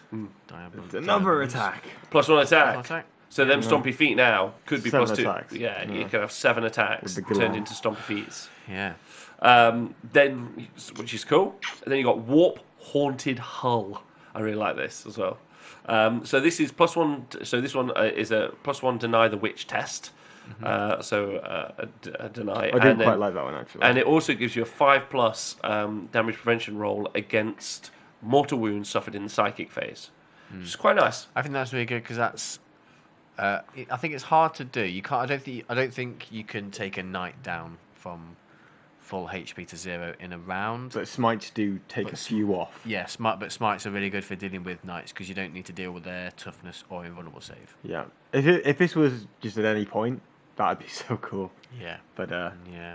unfortunately, on the psychic phase, so no haywire defense. Very sad. That's true. That was the thing I was thinking about. Haywire is like where it falls down, but is there enough mortal wounds done really in the psychic phase that like so Thousand Suns do quite well competitively at the minute, don't they? One good thing that this will combo with is because I think the Infernal Household do have the get back up again stratagem, and one way to get to screw they made that it like 1 CP as well. No, I think it's the same amount, but like the worst thing for that strat is if you get killed in the psychic phase, you stand back up again. They've still got their shooting phase to kill you. So this might keep you alive longer in the psychic phase for that not to happen. Although, as far as I'm aware, this book doesn't have a Machine Spirit Resurgence stratagem. No, it doesn't. So when you get back up, you get back up on. There is, but you can. Is there? There's this one. Is there? Where? What, acts on top shelf. No, not that. No, There's a reroll hit. There's a get up. There's a get up Oh, strategy. Yeah, that's fine. But But you're getting back up on like 1 to 3 hit. wounds, right? Yeah. And then which means you're hitting on 5s. But there's also Like rerolling that. everything, though. Yeah, but that's then there's fine, also but it's not, there's also a like, heal saying D. mathematically that's There's also a 55%. heal D6 strat as well. Right. Okay. So like you could be all the way. So up you're to now 9 spending wounds. the heal D6 to try and get you back up to 4s, and then you're re-rolling, so it's 75% hits. So you're spending double the CP. Yeah, I'm not a huge fan. I just. No. But I do like I like that, especially it depends because what's nice about it is like meta dependent, right? Like if it ends up that Thousand Suns are just doing this all the while, then they're my go-to boogeymen for psychic mortal wounds, unless there are others that I think the bigger value in this is deny psychic powers. Yeah, the +1 deny, and what's nice is you can stack it later, so you can get +2 denies on a night in the middle of the board, just being like "fuck you," which I like. I'm personally not a fan of taking 1 deny. I think if you're carrying 1. You might not bother. Whereas If you're taking it on like El Cheapo Scouts or something where you're not going to do anything else with them because of Black Templars, I mean, it's better than taking them. It's quite cool. The Mechanicum version of that with the deny is quite good on the 4+. So that's Grya. Yeah, Grya. Yeah, that's quite decent. And then you can do the same thing with Black Templars. But that's great because it's a 50-50, guaranteed all the time. Whereas that you have to match your your 2 dice effectively. versus their 2 dice. Yeah, or if you just thought about it, would you take the 5+? Like, would be the thing to think about, and then after the denies a bonus. No, I think it's the other way around. If you're going to take it, because I think the deny on the psychic phase is a greed take because it doesn't really, as you've already said, you're not killing it with the smite. It's just like, and even then it's like 1 in 3 mortal wounds. So it's not like, oh, I'm so scared of all those smites, so I'm just going to need this roll, right? You're going to be taking it to try and shut down a couple of like crucial abilities. Like we've talked about the power of stratagems, right, and how important they are. Well, psychic powers fulfill a similar role, and it's more important to have a shot at shutting down something so major than it is to be ignoring a couple of mortal wounds. Okay. So eager for the kill is one I really liked. +1 advance, +1 to advance and charge, and +1 attack. Oh, that's good. But only if you end up wholly within the enemy deployment zone. But you're not taking that for the +1 attack. You're taking it for the reliable charge and advances. +1 advance, +1 charge. Yeah, especially as obviously there's a run and charge strat, and then as we talked about, there's already the other stacking of the movement. So you can get +4 effectively, and then you've got. Yeah. So those are the ones that I liked. Did any others stand out for you? Having a scroll around. No, not really. I think they were the best ones. The other ones, there's one which gives you Object objective scroll. secured. You cast 10 models. Oh, One- 10. one I that kept gives 10 models as you- well. Yeah. That's good. One that gives you what I've called a mortal wounds ram.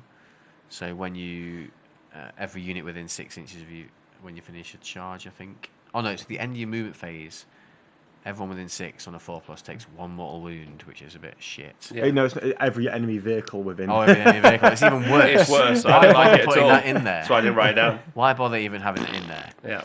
And then the other one is like -1 to charge within 12 inches. Ix has got a point, Nick. He says it's weird to me because the first deny you have in your army seems like the most important. Like if you've got one person's got like a particularly like a prodigious psychic power, being at least to deny the one that you really don't want them to get seems like fairly important. That's a good argument, I think. Like the jump is a good example. Yeah, but my philosophy is like say a Space Marine list, a sorcerer. If I want one deny, I need a sorcerer. It's 100 points on one sorcerer. So yeah, they'd cast their jump, but they'd roll a 12, and then I can't even dispel it. So I've wasted 100 points. When you're paying for it specifically for the deny, that's fine. I get that. But the opportunity cost here is one of these other shitty traits, not 100 points. Yeah, but you could have +1 attack. You could have the +1 in charge. Yeah, I'd rather have that than a deny. Yeah, right. Yeah, no, it's fine. That's what's nice, right? Right, we all got thoughts, and I don't hate it, and I like the idea when I get up to +2. Mm-hmm. Although it's a good argument, at least having one to stop the one big thing, like Jinx or Doom. Yeah, if you get the but I think the point is about that. Yet one deny is just my 2d6 roll versus your 2d6 their 2d6 roll. For me, it's too swingy. Just have the one. Yeah, especially with no backup. Like you haven't got any pluses to do it. I think there's also the fact that it pushes your opponent around the board in certain ways because you want to stay out of that deny range. That's a good argument. Especially if it's an important power, right? Yeah. Okay, so next up, artifacts. Games Workshop. The best ones. What are you doing?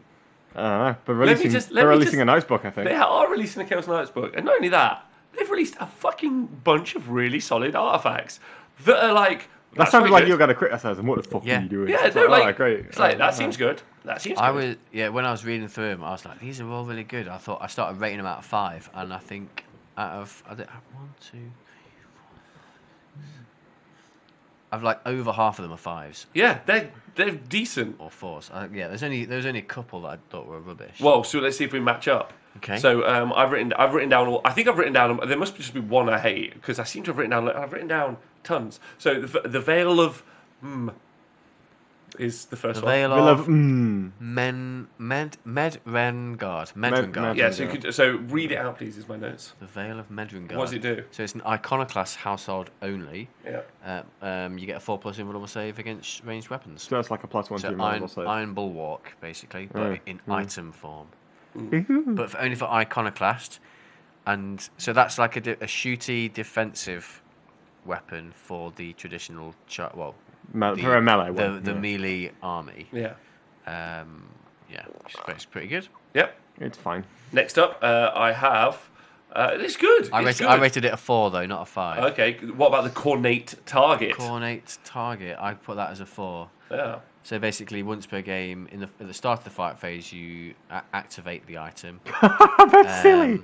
Until the end of phase, vulnerable saves cannot be taken against attacks made by his weapons, and you cannot take vulnerable saves either. Oh, that's bloody funny. So it's mutual annihilation strategy. It is, but like what's nice about it is if you happen to be going up against Eldar, Talos, Grotesques, a bunch of stuff, because it's just a unit, right? And I love that. Like you build a 1 combat unite and you go right Cornate Target. Yeah. That unit of what did we see in Colm's list for the ETC when you read it out? Was it 27 Grotesques? Grotesques, yeah. Like, and one of them. So it's good in those. But I mean, if you're up against things like Bulgarins or Terminators or things like this, it doesn't really make much of a difference because with your only having a -2 on your kicking, it's going to take you down to a 4+ armor save anyway. So it doesn't really make a difference. But you are going to see a ton of Grotesques. But against Drakari specifically, that's really really good. Yeah, I mean, you can't pressure the board as much. If you can get on top of any Eldar realistically, you know. Yeah. I think I'd be putting that on a Gallant. Yeah, you would. Style 100% because you don't have an invulnerable save in combat anyway. Yeah, so you're not losing anything. No, you're losing nothing. And also, like if you're stacking him up, right? Like if you're getting him an extra attack, using a command, you're using a command trait, a command ability to CP. That's the words. A CP to do some shenanigans. Then that guy could just womp through units on his own, which is just great. Yeah. Also, either you're charging, in which case you're kicking them first anyway, or even if you're not charging and you've got like multiple units charging all over the board, you basically force your opponent to say, okay, I need to fight this unit in the center because otherwise he's going to interrupt and kill all my stuff because he's ignoring the invulnerable saves, right? Yeah. So you can dictate the pace. I really like it. Yeah. I like it. Jazor, thanks for subscribing with Twitch Prime. Appreciate that. Take that Bezos money. And give it to us. Don't use it versus an Archon. They will fail their 2+ rust right away. Great shout. Anyway, they'll fail it anyway. They'll fail it. Cabbage, I feel, has just had a tough time with his Archon. So the Tzeentchian Pyro Throne, which is get ready to double up on your denies, babies. Yeah. A Psychic Knight. It is, yeah. So you can, sounds like a Wraith Knight. You get to attempt to deny 1 psychic power. And you can attempt to cast 1 as well. Yeah.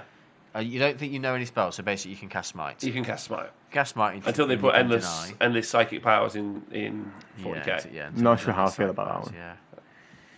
Yeah. And if you perils the warp, you automatically explode if it kills you. Yes. Automatically. Not if it kills. So it's just when it's like the ... if it kills you. Yeah. It's like you perils the warp, so you not explode. If it kills you, you super explode. Yeah, Archeon says to make the Knight Toughness 9, like the combat one that you're going to give the Cornate item to. I think they match up. I don't think the Cornate one is a specific. Cornate one's just for anyone. So that's cool. So you could in your movement phase run forward, be Toughness 9, and then just go kick ass. Good luck, and give yourself a 4+ vulnerable save against. No, because you can't then. Because if you use they can't have. You can't have an invulnerable save. They can't have an invulnerable save. Of course, it's iconoclast, isn't it? Yeah. But it's just fun. Like, so the Zinchian one, you bothered about? I rated that a 3 because again, my philosophy of not really, if I'm going light on psychos, I'd rather have none. So in the Heresy, I don't know if you know this, but one of the coolest things you can do is you can have a Warlord Titan that's also a psyker, like a unit you can take in the game. And when that was announced, it was amazing. So I just like the concept of, especially with demonic knights, narratively, that just really sings to me. I like the concept of just doing a couple of denies and being a psychic. Yeah, like Dreadnought librarians are pretty cool for Blood Angels. So yeah, it'd be cool to it'd be an awesome hobby project to make like a knight with like a big staff or something like that, like a traditional. Yeah, Kitbash, a Lord of Change, and a knight would be just radical. Yeah, that would be fucking awesome. Look at Nick like, yeah. Next up is the Helm of Warpsight. This was one. Yeah, this one is rated a 5. This is probably the best one in the book, right? Well, I don't know. It's situational, I guess. It's not always going to be relevant in every game, but it's pretty fucking awesome. Yeah. So, Rampagers, Desecrators, and Despoilers only. You ignore all modifiers with ranged weapons. It's a Dark Reaper Knight. Yeah. Which is obviously amazing on that shooting version of the Knight, who we then also have given +1 strength and +1 damage to on one of his weapons. Yes. So, good. But it's competing with loads of other things that are good. But yeah, it's pretty good. So, question: are you guys double Avenger Gatling Cannon or double battle cannons? Oh, it only affects one, right? Oh wait, you ignore all. Yes, sorry. The other thing. You said there's a reroll hit rolls as well stratagem, right? There is, yeah. So it's going to have to be battle cannons for me. Yeah, battle cannons for you. Yeah. Why? Because you just get really good value out of that reroll to hit, right? You get so many shots that you're going to be missing. Like what? You're missing 8. You're rerolling those. You then get you're hitting on 3s, obviously. You got +1 strength for strength 7, which is like it's. You mean the kind of Gatling cannons? Yeah. So you said battle cannons. So it's kind of annoying, but at least you're doing damage free every time you wound, right? Yeah. I mean, it's great. I think double Avenger Gatling Cannon. Yeah. Overall, I think is better on average, but battle cannons have the greater potential. Yeah. And I also like battle cannons because they've got the range. They have got the range to reach out. Because they're 72-inch range with a 12-inch move. It's like 84 inches threat range. Like no one's. Those flyers are just coming out of the sky. So the thing I had with that is, even if you have the battle cannons, right? Yes, they do have the higher ceiling, but they also have the lower floor. Because just like you have the potential to roll a double 6, you have the potential to roll a double 1 and get like 4 shots, right? Yeah. With the Avenger Gatling cannons, you're still wounding the planes on exactly the same amount because you're winning 1 freeze. Because you're strength 7 on one of them. Only one of them. That's fine. And then 4's on the other one. And then you're getting a flat 3 or a 2 damage. Whereas then you also have a variant on the battle cannons for the D3 as well. And I get that the extra range is a thing, but when you can give the knights a +1 toughness and you can walk them towards the center of the board, you're still getting. Yeah, but you can't then do that and then also. No, what I'm saying is, turn 1, you give it toughness 9, you walk forward slightly into the center of the board. I'm talking like 18 to 15 inches in, and then you're covering the vast majority of the board. The only places that are safe are like 2 little corners, and at that point you don't even need to walk forwards and kill them. If they can't leave those corners, they're not scoring points. I mean, I think there's arguments for both, realistically. I like not to fence it, because I hate those people. But I do like the range. Like, it's quite telling, I find, with knights, because you often put them on the board. I know people measure, and I know this isn't what I'm saying, but sometimes you will just go, oh, that unit's quite far away. It's like, I'm in range. Like, it's devastating, that range sometimes. Yeah. And then usually those dickheads that are hiding just somewhere in the world. Sometimes you don't even need to shoot, you just need to threaten. But it is, someone in the chat just said it's ruinous as an item, and it is absolutely ruinous, especially when you give it to like a Castellan variant, the Tyrant. Is that the Despoiler? No, the Tyrant. Oh, they can't have it. No, it has to be in a Not Rampager, allowed. a Desecrator, or a Despoiler. Not Oh, allowed. okay. It. All right. Well, that's good. Oh, that's good then. That's still good that good. they've thought about that. Okay, next up is the diamonds. The Diamonus. I rated this a 2. Why have you Bloody put this? hell. That's a You rate this a 2? Two. What do you give it? Stat line there. Huh? What do you think of it? No, tell us what it is. I think it's a 2 out of 5. We'll read it. It's a laser destructor. So it's a relic laser destructor. Makes it heavy 3, strength 16, AP 4, damage D6. And when you roll a 6 to wound, it does D3 mortal wounds as well. Each time you roll a 6. But that's not a laser destructor, which arguably I don't think you're going to take the. Oh God, what's it called? Double check. I think it's good. It's good if you're taking that model and lots of army, lots of war dogs. Sorry. To Yeah, benefit but the that, what I'm trying to say is if you're taking the Desecrator, I feel that if you're only going to take that if you take the war dogs, and then if you're doing that, that's why you would take the artifact, because. Yeah, and you're generally only going to take one, aren't you? So you may as well make it the best. I feel like, it's got Version two of itself. Is it the best? But like I was just saying that probably if you're going for that build, it's worth a look, but probably not. You probably go for unmodified hit rolls, right? Yeah, or something. Over Yeah. it. Also, laser destructor. What has laser destructor? Which One of the Desecrator is a new one. Desecrator. does it also because the laser destructor from the Imperial one has a rad cleanser as well? No, doesn't they it? don't. No. Doesn't it? Okay. We'll have to try. So rad cleanses in his book. next one, no rads, not enough rads. Next up is the Tyrant's Banner. There are literally loads of great relics. The Tyrant's Banner. So it's Rampager, Desecrator, or Despoilers Same again. Yeah. So whilst a model with this relic is within 6 inches of a Chaos unit, add 1 to their leadership Because characteristic. you can't see it when you're outside of 6 inches. And at the start of your turn, if your army is battle-forged, a model from your army with this relic is on the battlefield, roll a d6 and a 5 plus you get a command point. I rated this 0. Why? Because it's CP bullshit. Oh, that's good. That's fair. I'm But you can do double. You can do double CP bullshit now. Can you? Well, because you can get the CP from the other thing as well, from being a Dreadblade. The Pact. But that's only on the first battle round. Yeah, Yeah, so but that plus one. Yeah, plus but 2. it's not you like. So yeah, you get +2 on that because it doesn't clash. But it's just worth talking about extra CP. I imagine that this army's. See, I got to the stratagems. I got super jazzed. I really enjoyed the artifacts. I think they're cool, and you can run loads of versions of this army, which is what's quite interesting. Arguably, there's just a way better single build, but I quite like it. He's like, oh, that's quite cool. I'll do that. And what I liked about this was just like a nice little bit of difference. Just thought it'd be fun, and I wanted to go CP hungry. I want to be CP hungry. So I'm telling you. So you're gonna take like cultists, 2 shitty HQs, cultists, 2 Excuse me, shitty they HQs. will be very important Renegade, HQs. Renegade and Heretics. Yeah, Renegades and tonight. Heretics. How would the Imperium have ever fell had we not had a good old Renegades and Heretics to help us make it for? Yeah. I don't know where they to pushed the start Imperium with that one. Nick, what would you? Are you a Renegades and Heretics fan? I'm a Renegade and Heretic. Yeah, agreed. Absolutely. I thought this show is basically. That's what it's built on. Yeah. Or orcs. Yeah. Yeah. The teeth that hunger. Oh, I like this one. Oh. It's another weapon though, I like so I this don't one. normally like those. I like this one. I rated this a 5. So it's basically you swap it for a Reaper Chainsword. Yeah. And it's +8 strength. So basically it's double strength. Yep. AP 4, getting through all the armor. Unless you're Flat a damage 2 6, and you get a +1 attack. But if you don't kill any enemy models by the end of the battle round, on a 1 you take 1 mortal wound. Yeah. Oh no. So there's a very minor downside. Yeah. But basically it chops things. yeah, But it chops really it better than. well. Yeah, really well. Yeah. Really well. Because the normal Reaper Chainsword's +6 strength. Yeah. So you're wounding knights on 3s, but this is winning on 2s, and you get the extra attack. You're not going to ever be. Oh no, that's never mind. It's, unless you're Blood Ravens. Yeah, I like it. Like it's just cool. Yeah, because you can if you give it if this is from the Iconoclast, say it's the Gallant version of the Iconoclast, it's 5 attacks already. You charge in, that's 6, that's 7. Making your Warlord, that's 8, or give him a free Warlord chair, that's 8 attacks. With a you could take that at Titan. Pew, pew, pew. 2's to hit, 3's to win on a Titan. Or You you could strength absolutely 16, aren't you? murderize. You strength. Titan's toughness 9, aren't they? Yeah. Yeah.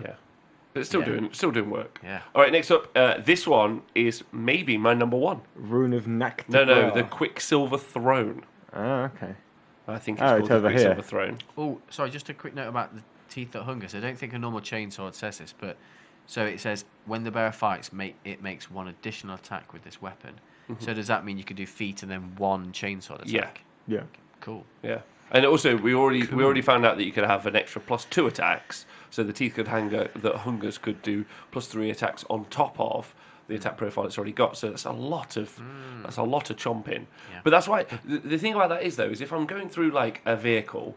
So that's why I really like that Cornate banner that turns off the invuln saves. I could really see that being super useful. You've got a lot that turns off your invuln saves in Chaos at the minute with your Death Hex and your Cornate banner. Yeah, and, you could be doing work, and lots of those invuln save units are problematic in the game, right? That's the. We'll come to that later. Yeah, maybe. I'm trying to think of one. So I think it's called the Quicksilver Throne. I love this. The Quicksilver Throne of Slaanesh. Yes, that's it. So you get +1 to advance and charge rolls, and you fight first. You do fight first, even if you're charged. Even if we're charged? Even if we do not charge. Then you alternate. You operate on the same kind of profile as units that have charged or have the same ability, then you alternate choosing the fight with the starting player whose turn is taking place. So if you get charged and they go first with that, you're still not going before them. I don't think. You just operate on the same kind of tier as the units that charge. So you'd alternate. So if my knight was charged by, say, another knight, and they wanted to activate that knight before me, they could still do that. But if they went elsewhere, then I think I would go next. So the knight that has this is a one-on-one with the knight. They'd have to. It just means you can interrupt without spending CP, right? Yeah. Essentially. Yeah. Which is like you don't want us to be spending the CP, right? Means they really have to concentrate on like controlling their charges that turn. Like they might not want to engage on multiple fronts. And also, you're a knight.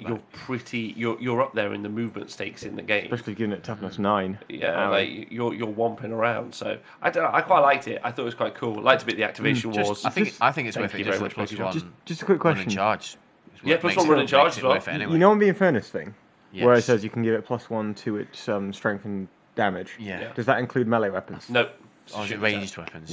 Wasn't sure. I was thinking feet. Yeah, no. Cool. Strength 9 feet with D3 +1 damage. So I like that. Just saying. Hashtag putrid carapace. Your putrid. Oh, we've gone past the Noctigra thing. Sure these are the ones. Yeah. These are just all the ones that I liked. I'm reading out. So I called it the nickname I gave it Acid Armor. Nice. So every successful save roll you make on a 4+, the attacker takes a mortal wound. Yeah. Yeah, it's pretty good. So if a horde's coming at you, I thought about it specifically against orcs. Orcs would be amazing against orcs. Be fantastic. Yeah. You just kick the unit to death with it attacking you. It's a bit like the old Harlequin build. I think that's the perfect thing for it. Yeah. Because they have no AP on their attacks either, so you're getting your full armor save, so you're saving more. The only thing I would comment on that one specifically with orcs is that's not really how orcs build as much at the minute. Most of the orc builds tend to be just like lots of heavy hitting guns with big screen. And you don't kill knights who charge you. You kill them one day said. But I absolutely agree with you. You're right. But if there were lots of lots of melee infantry, maybe that's really fun. Witches, if Talos and Grotesques again, right? Do they have any AP on their attacks, or it's gonna be limited? No, small very AP, limited amount of AP, one, if maybe, any. Yeah. AP1. So quite good against that. I like that personally. I think it's kind of cool. It's really specific. But if you do, because you're right, there might be off-meta builds, Tom. And someone just puts 120 orc boys down, and you go, oh, and then you go, actually, I've got a relic. Here we go. Yeah. Let's pump it out. This is fun. If someone goes for a full-on green tide with power claws and all that kind of jazz, maybe. But and then the last one, that I liked was the Gauntlet of Ascension. Oh yes. The Gauntlet of Ascension. Yes. So it's pretty much a standard Thunderstrike Gauntlet. No -1 Are there any standard Thunderstrike Gauntlets? I mean, it's literally it's called a Thunderstrike Gauntlet arm that crushes. Okay. Yeah. So it's a Thunderstrike Gauntlet. I think it's the same. It's times 2 strength, AP4, which is the same, damage 6, which is the same, but there's no -1 to hit. Was there one on the previous Thunderstrike Gauntlet? Yes. Yeah, I thought that was only Reaper Chainsword. No, Reaper Chainsword's no -. Okay, but you reroll hits and wounds. You do. which just seems ridiculous. Is it better than that other big It seems chainsaw amazing. thing? Yes, I think so. Just for the reroll hits and wounds. Yeah, reroll hits and wounds. Yeah. It's amazing, Yeah. especially when we get onto what happens when you're equipped with a Thunderstrike Gauntlet. Because there's a knight build, like 2 knight builds, in fact, 2 melee knight builds that take advantage of being equipped with a Thunderstrike Gauntlet, which is required. Death Grip. So having the artifact is great. Yes. Yeah. So overall, like, come on. Like, how long's it been since we've read? Oh, wait, there's another one you liked. There's more. No, I know there's more, but If you kill you liked. I know that on this item. Oh, no, yeah, sorry. So if you kill a character, you get +1 strength and attack. For the rest of the battle. The rest of the game. Yeah. Wait, does that keep stacking if you keep killing characters? Yeah. Yeah. Lol. One pin. And then you apply that before you apply the double? Oh my god, this would be incredible in League of No, Legends. you double +1. I wasn't sure if it modified the actual stat or if it was a modifier. No, you double +1. But that's still cool.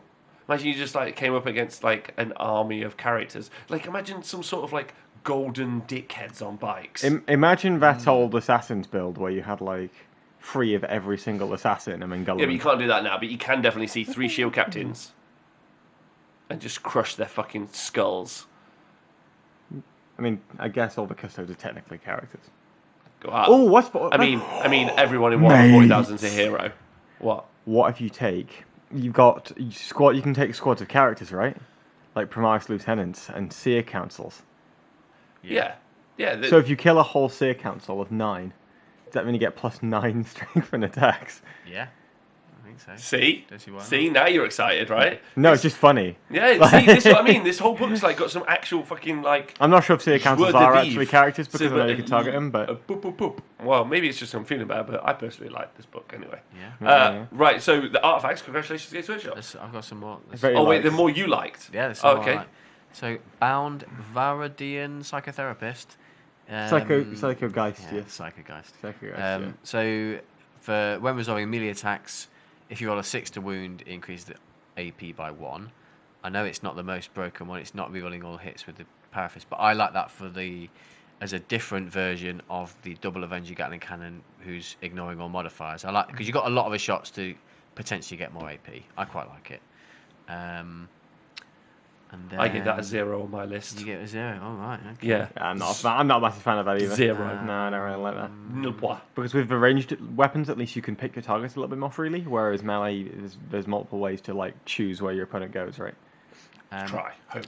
Yeah. The infernal only relic is the blasphemous engine, so you double your wounds on your profile. So they don't have access to machine spirit resurgence strategy. Which is huge. That keeps them going. Yeah, you guys have played knights a little bit more than me, so like, especially the larger knights. So like, you probably would, like. Well, I read that and I was like, it just doesn't sing to me. But maybe there's more utility there. And I also think things are going to be dead because going from 3s to 4s can be quite big. So it basically keeps you on hitting on 3+ for a long time. Also going from like on 2 wounds walking around to hitting on 3s is it's huge as well. Like, okay, it's the most important strategy there in was the normal notebook.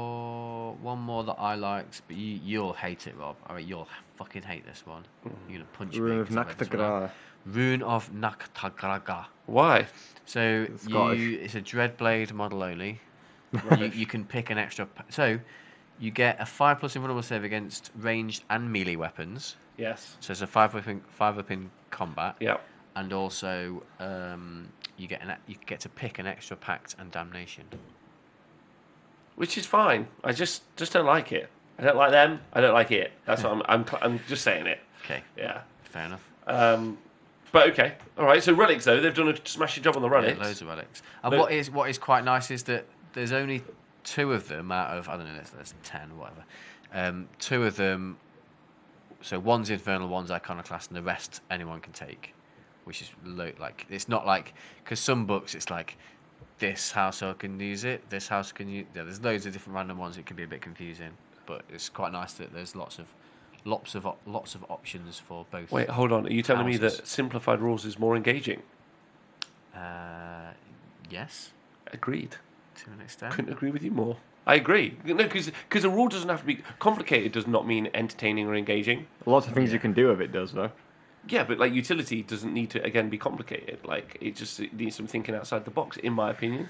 And I think some of those things are. Like for instance, that's why I like the Nurgle Carapace one, the Putrid Carapace, because it's kind of like, well, actually, that's a really interesting option against like a lot of like like melee attacks that are quite like low AP. That's quite interesting. You know, it's not broken and it's not complicated to understand. It's just cool. It's like a nice piece of utility, and lots of those artifacts are utility orientated. Sorry, #relics. Right, should we get on to the knights? Yeah. Yeah, that's what I've got written up next. Yes. So I've divided them into shooty versions and melee versions. Choppy versions and shooty. Yeah, of which there are 2 of each. Okay. Yeah. So the shooty version, the new version, Yeah. is the Knight Desecrator. Desecrator. That's basically just the. Oh no, that's the guy with the laser destructor. It is. He has got a laser destructor. So he's just a knight with a different weapon, just like all knights are. Apart from, he's got this special rule called the Taskmaster. So you can reroll 1s to hit for War Dog units, which is what they name Helverins and Warglaives. Warglaives, but they've just been way fucking cooler. War Dogs is way cooler. Way fucking cooler. Do I want to play Chaos Knights? Yes. Why? Because I have a Desecrator and some War Dogs. Yeah. And they already look like spiders because you've got the kind of 4 legs clawing around. Yeah. Perfect. Tell me that this isn't exactly what you want to take. And yeah, reroll and hit rolls for 1. They already hit on 3s. Like they have to be wholly within 6, which is a bit difficult because if he gets nuked, wholly within 6. Just as within. Is it just within? Yeah, just within. Good bands. Oh, that's nice. So you could put them on the edge. Surround him with war dogs with double autocannons. Yeah. Right. It's and like just, the new Kennel Star. Pew, pew. Yeah. But I also like the concept of like him, like them, like walking forward together as a little pack. Plus, you could paint them all I'd as. model him with a whip. Would you? Probably model them all as like Dalmatians. All right. Yeah. Yeah. You didn't think I'd go there, did you? No. Just just to get real like weird and kinky on it, like fucking really odd. Well, like a full-on leather. Yeah, like a Dalmatian suit. plush. Like kind of like maybe stick some fur on the shoulder pads, like get real weird. Really weird. You're gonna go for a furry army.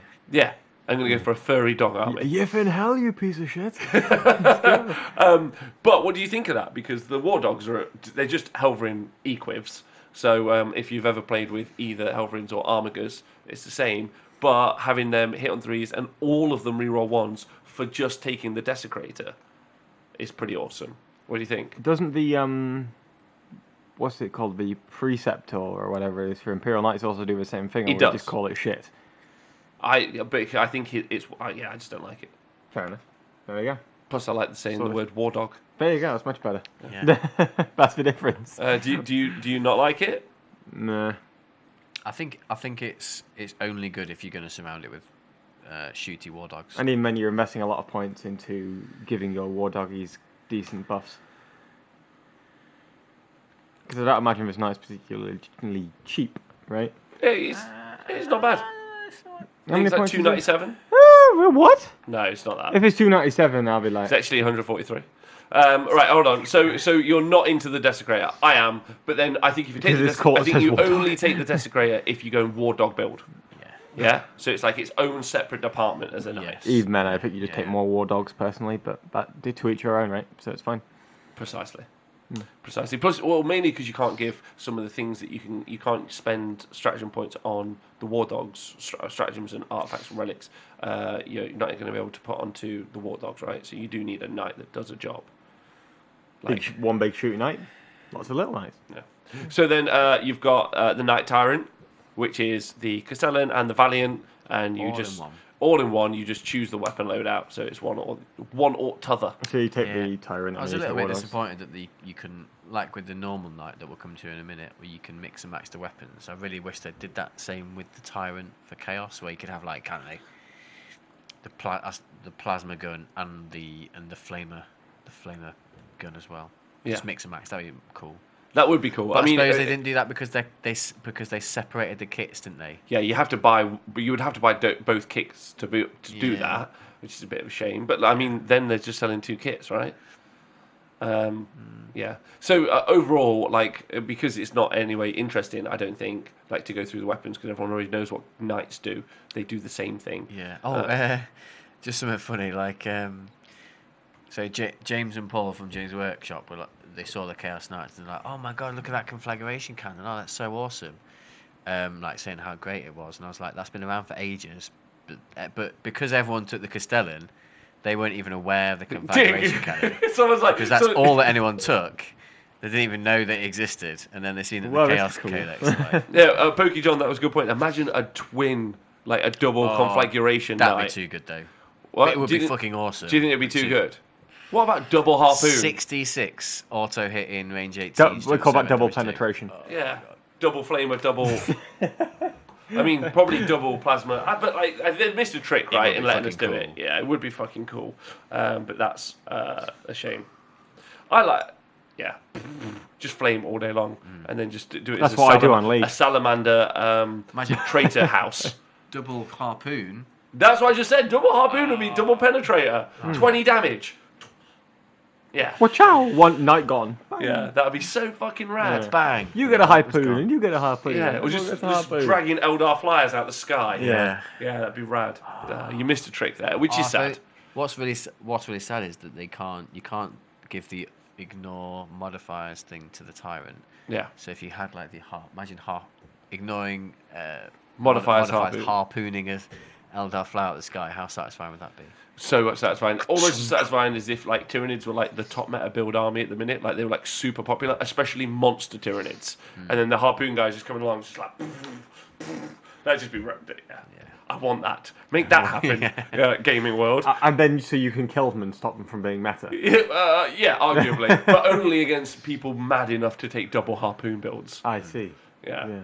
Mid-table madness. That's what I'm going to call it. It's like March Madness. Okay, so that's the shooty versions. Then you got the melee variants. You got the Knight Despoiler and you have the Knight Rampager. So the Knight Despoiler is just gallant, isn't it? They both are. Oh, but you've got two different gallants. Well, so the Knight Despoiler is pretty standard. It's the Knight that you can give double Avenger. You can give all the weapons. Oh right, so it's like a gallant and a Crusader all the Knights in rolled into one. However, if you do give it a chainsword and a gauntlet, so if you give it that loadout, make it a gallant. Then it gets +1 attack and it becomes weapon skill 2. So so it's a gallant. So it's a gallant. But obviously, as we've talked about, so some of the loadouts, double Avenger. Yeah. Yes. People excited about that? I think it's an obvious, really good choice. I mean, I was always a massive fan of Avenger Gatling cannons. Anyway, like much too upsetting me. One of the last tournaments that I took my knights to, I took 3 knights with 1 Avenger Gatling cannon each, and they're really, really good. Okay. They're just an all-round brilliant weapon. So if you can have 2 on the same knight, stacking some buffs on it. Oh baby. Okay.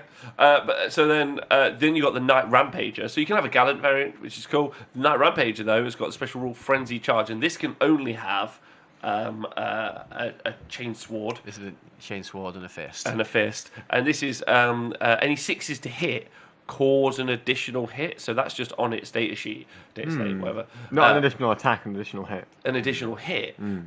So that's really fun because if you do stack the volume of attacks that you get, then you know, like Endless Fury. Yeah, you might get an extra 1, might get an extra 2. And if you give him the super gauntlet where you're rerolling your hits, then you're getting even more 6s. Yeah, baby. And I'm pretty certain the gauntlet doesn't state what it just says you can re-roll. Yeah, it just says you re-roll. So you can just fish for 6s. I'll double check that it doesn't say misses, but yeah. I feel like it just says. Xtab says that Double Avenger is the Castellan of this book. Yes, you can re-roll. You can fish for 6s. Yeah. Oh, and I don't know why you would though. Huh? Why would you? Say you roll 6 dice and you roll a 1, 2, 3, 4, 5, 6. Yeah. Would you re-roll 1 to 5? Yes, because this book is quite excitingly geared towards that. Well, when we get to the strats, there's some fun shit in it. It's not just like, hello, take a 40k. I'm just going to take double Avenger Gatling cannon. I'm going to spend the CP, and I've deployed my deployment zone, and I'll see you in 3 weeks. Like, it's not that book. Which is someone earlier on asked me about the Space Wolf book, and I was like, imagine reading Toast. But without butter on. I'm taking Space Wolf to LGT, by the way. Yeah? Are you? So you're taking the plain white toast of Codex? We'll see. Okay. Dry white toast. Dry. To be honest, I'll have a loaf of dry white toast. To be perfectly honest, I haven't actually written a list yet. Okay. I just decided I'm taking Space Wolves. You only get the extra text when using the chainsword, though. Did I write that wrong? Sorry, my notes may be wrong there. What extra attack? The extra attack with 6s to hit causes 1 additional hit on the frenzied charge. For the rampage. Is that sure? When resolving... No. When resolving an attack made with a Reaper Chainsword or a Thunderstrike Gauntlet by this. But though that might change. Say you're using the if you use the relic fist, it might not count because it is technically a Thunderstrike Gauntlet, but it's not. Yeah, it's like the shock attack gun. So you probably wouldn't be able to do that. Hashtag FAQ relic, needed, please. Yeah, so that'll be in the FAQ, I guess. Yeah, but I was so I got it, smashed it. I'd imagine they wouldn't stack because it's. So it replaces. So you got any favourites? My favourite is probably just the normal knight, just because they have so many. So customisable. Yeah, so custom. Okay, all right. I like the melee ones, and I do like the idea of. Well, good news because the melee ones can also be the despoiler. Yeah, I know, but I like the frenzy charge. I quite like that on the rampager. I think that's quite fun. And I also am quite excited about doing a little bit of a bubble. I'm excited about having a one big knight, a couple of little war dogs, and then just giving a 5-up invuln when we get to the strats. So reading the strats, can we break them down? So we'll go to the last page of the stratagems. The last page. Because you've got 3 or 4, I think it's 3, which are iconoclast specific. There's 4 each. 4 each, and then you've got infernal. Now the infernal ones, which is the demon engine, where there's an engine living inside it, which is where you do the D3 table. They're a bit meh, in my opinion. Meh. So let's do those first. Okay. Before we get to the fucking Space Wolf Codex is dry white toast. Tom, get ready for a spicy biryani of stratagems. I'm ready for a spicy biryani. But not this. This isn't spicy biryani. This is at best this a korma. This is korma. Yeah, korma. Yeah. This is korma and some cream. Fucking hitting korma. Don't like spicy food, by the way. I always have a korma or like. Never mind. I've got so many stories to tell about curries that we won't go into. Okay. What curry do you eat? What do you have, Tom? I'll have most things, to be honest. I like going to a Slice of India in Derby, where it's like a massive warehouse. It's like the Warhammer world of curry. So you turn up. The Warhammer world of curry. Can you rent a table there to go eat curry together? It's like an all-you-can-eat buffet, but it's like the room is like the size of the Warhammer World Gaming Hall. Petition for the Thursday show host to go to this event. And it's next to a tyre fire. Votes for us all to go together? Deal. Yeah, we'll stream it. We're going for the curry. curry. And then your nan goes for the chicken. We will put an event up on Facebook if you want to join us at that curry house. I'm actually down for that. We can do an honest-wargamer curry event. Done. We're going? Yeah. After League of Nights or something. I still will. No, we're just going to do it on just like a Friday. Random weekend, yeah. Yeah, deal. Curry night, yeah. Full Greenman says always a Madras. Archean says a Vindaloo. Camelot says Tom is taking Wolves to LGT and I'm taking Primaris Deathwatch. Stick around for this and more hilarity. Anyway, so sorry. And also, Alandrol says, how come it's like Warhammer World? Does it have nothing on the tables? Oh, shit, son. When is curry? I don't know, Scrivo. We'll find out. So, let's read the strats for the infernal stratagems. They're so boring. Bind the souls of the defeated. Mm-hmm. So you use the stratagem at the start of the fight phase. One infernal household model from your army until the end of that phase, when an enemy model is destroyed as a result from a melee weapon, or on a 4+, you regain 1 lost wound, and you can heal up to 6 wounds. What's met about that?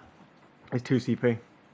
Yeah, but you're healing your knight. Not bothered. Not like that much. Not bothered. Doesn't tickle any of my pickles. What if he's just died? No.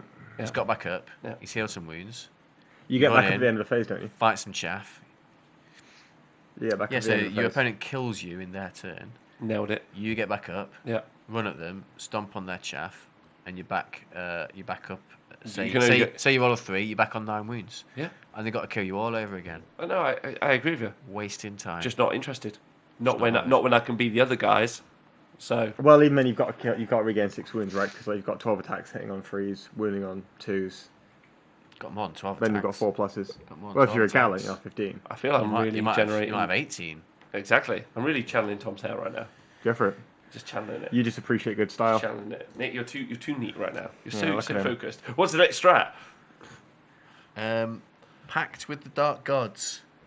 Not enough of a pact. Use this stratagem. That's not a real pact. Household model from your army is destroyed. Oh, this is the get back up again. Yeah, 3 CP. 3 CP on a 4+, you get back up on D3 mortal wounds. It's at the end of the phase. They have changed it though. This stratagem cannot be used on the same model more than once per battle. Oh, that is a nice change actually. You happy with that change? Yeah. It also means, but it has, yeah. Coming soon to Imperial Knights. Okay, good. Next up, demonic. FYI, I find that strat really boring. That's why I vetoed it. This one's a heavy stubble one. Also, hello. Thank you for subscribing for 8 months in a row. Evening. Hello. Hello. He's one of my D&D buddies. See how I allude? Oh, that's nice. Hey, Lude. I'm just hearing the word lewd, and I'm like, Yeah, Lude. So next strat is... Demonic Ammunition. Use a stratagem before the battle. Select one Chaos Knight detachment. Until the end of the... you get Strength 5 Stubbers. Boom. What's rubbish about that? It's rubbish. You know how to maximise that? 3 Despoiler Knights, double Avenger Gatling... No, double Rapid Fire Battle Cannon and Nipple Stubbers. So that's 3 Stubbers per model. I'm out. Times 3. That's I'm out. That's I want to go home. That's and 9 Strength 5 Stubbers. but that's 3 CP spent. No, 1. Yeah, for each night. No, it's for the detachment, I think. Is it the detachment? Oh, okay. Yeah, you pick It's a still detachment. too expensive, but it's... But 1 command point for 9 Strength 5 Stubbers. As opposed to 9 Strength 4 I Stubbers. know, so you could have... So you have 3 Knights with double battle cannons, with Stubbers on the nipples as well, so that's 9. And then the other 2 slots are 3 War Dogs with another... so that's 6 more Stubbers. I don't want it. I don't want it. Stop convincing me. Nick, I don't want it. We get enough stubber love on don't Mikey's want it. fucking show. Yeah, I Let him don't. do it. No stubbers. Fine. Nick, what's the next one? Diabolic Rift. Yeah, baby. So use the stratagem in your opponent's psychic phase. So basically, enemy psychers, if they're within 12 of your knight in their psychic What? phase, That's so shit. perils on any dice roll. No, on any double. Or is it any double? Any double. And it's 2 CP. And it's bloody awful. No, isn't it any? Doesn't Any- it doesn't any it dice doesn't roll. any dice roll? Doesn't say double. Any dice roll. Doesn't say double. I checked okay, fair that. enough. I'm pretty certain that needs an FAQ. Any though. That's still 12 inches though. Like, so you're always going to be able to move out of range. Not all the time. And like, if you're in combat with it, maybe not. but- Example, like my Chaos Terminator Sorcerer is only movement 5, so you might not be able to get out. Can't you of use 12. someone else who's outside of 12 inches to warp time them, then you can get the same power? Potentially, yeah. But either way, So you can not do into it. so you can There move is some out. counterplay to that. Yeah. I'm out. Anyway, but it's interesting that I feel that definitely also should have double in. What, any double instead of any dice roll? Yeah. I don't think it I don't should think it's because worth it's 2 2 CP. CP. Yeah. It's not worth 2 CP now. Good argument. Good argument. You've defeated me. I have. Yeah. Congratulations. But the big brain argument. But yeah. thankfully, we are now past the boring stage. Are we? And we're now into the sexy stage. The sexy, exciting Oh stage. my god. Get ready for some fun strats. Go for it. What's the first one? So break the enemy line. So you use this at the start of the fight phase. Pick an iconoclast enemy. Select one enemy unit within 1 inch of an iconoclast household model Yes, boss. Okay. that made a charge this turn until the end of the phase when resolving attacks made by melee weapons. Crud. Sorry. You I'll put it can back. reroll the hits. So you reroll all your hits. It's fine. You reroll So all you pick a unit within 1 inch and you reroll all your hits against it. for 2 CP. 2 CP. Yeah. Not bad. Means you don't have to do anything else. Great for a combat night. Yeah, it's already got a lot of attacks. Tom do. I know, just my knees all seized up. That's why I had to stretch it out. I think it's all right. But I think like Gallant's already hitting on 2s, so you do need. But re-rolling, get them all through. Yeah, I know how important reroll 1s can be on even on hitting on 2s because with my bloodletters you get a lot of attacks, and when I haven't had reroll, the Demon Prince nearby to reroll 1s, you roll a load of 1s and it really pisses you off. So yeah, it could be pretty good. But it's not as good as the next one. I don't think it's, and I think there's quite a lot of other ways to get reroll hits. There is. Yeah. So let's move it. Let's move it or lose So it. Vow of Carnage. Select one. So this is before the battle. You pick iconoclast model. Until the end of the battle, you keep a tally of how many models you've destroyed. Yep. For every 10, you get Yep. +1 attack. Yep. Every 10. You can only use it once per battle, so you pick one knight. Yeah. So you do it at the start of the game, and you just fucking launch. And you're already giving him loads of attacks anyway. Yeah, you've already given him loads of attacks. And you spend some CP, and you go, now you've got fucking tons of attacks. You send him Alright. forward, and he just goes, he's like, and then he's like, I've now got 70 attacks. I gonna- really want to work out what the maximum number of attacks you can get a knight to. That'd be cool. Yeah. Competitively, I don't like it. Why? Because turn 1, how many models are you killing? 10. 10. Double Avenger Gatling Cannons killing 10 easy. On your Iconoclast Knight. Yeah. And also with that double Gatling cannon dude who isn't going to be charging and is just going to be shooting. Yeah, he's running and gunning, man. Running and gunning. Running and gunning, stomping and shooting. If you're going to try and shooting. if you're going to be running and gunning your double Avenger Gatling Cannon Knight, that's fine. But I feel like you're then losing out on a lot by not taking Infernus. Alandro says nope. And note it's not per 10 models killed in melee. So I know, but you're still the benefit you're getting is a melee benefit. Yeah, agreed. Which is why, like, I'm not interested. I'm just going to go forward with my with my cornate rally. Oh no, I like the concept of running and gunning. That's fine, but that's not how I'm playing it. I'm running forward. I'm looking at those Talos, and I'm like, not Talos, grotesque because there's more of them. I'm like, you're all dead. Fuck you. Yeah, and then they attack me back, and then I'm like, oh, guess what? No vulnerable saves for you, dickheads. And then I fucking have 900 attacks. I'm like, and then now I just stomp through an Eldar army with one man. And you're going to stack all your buffs on one guy, and then he's going to die. A fucking legend. To a shock attack gun. Yeah. An 80-point shock attack gun. Like when Thor has both that new hammer and the old hammer at the same time, and then he gives it to Captain America. I wouldn't give it to Captain America. Fuck that guy. He's also Captain Puerto Rico. Okay. You're a knight. This is just making me really Captain excited. America's not Captain America, he's Captain Puerto Rico. I don't really follow Marvel, so I don't really know. Well, because he's got 1 star on him. It's a Puerto Rico and flag, that's Puerto Rico. And if he had 51 stars, you'd be like...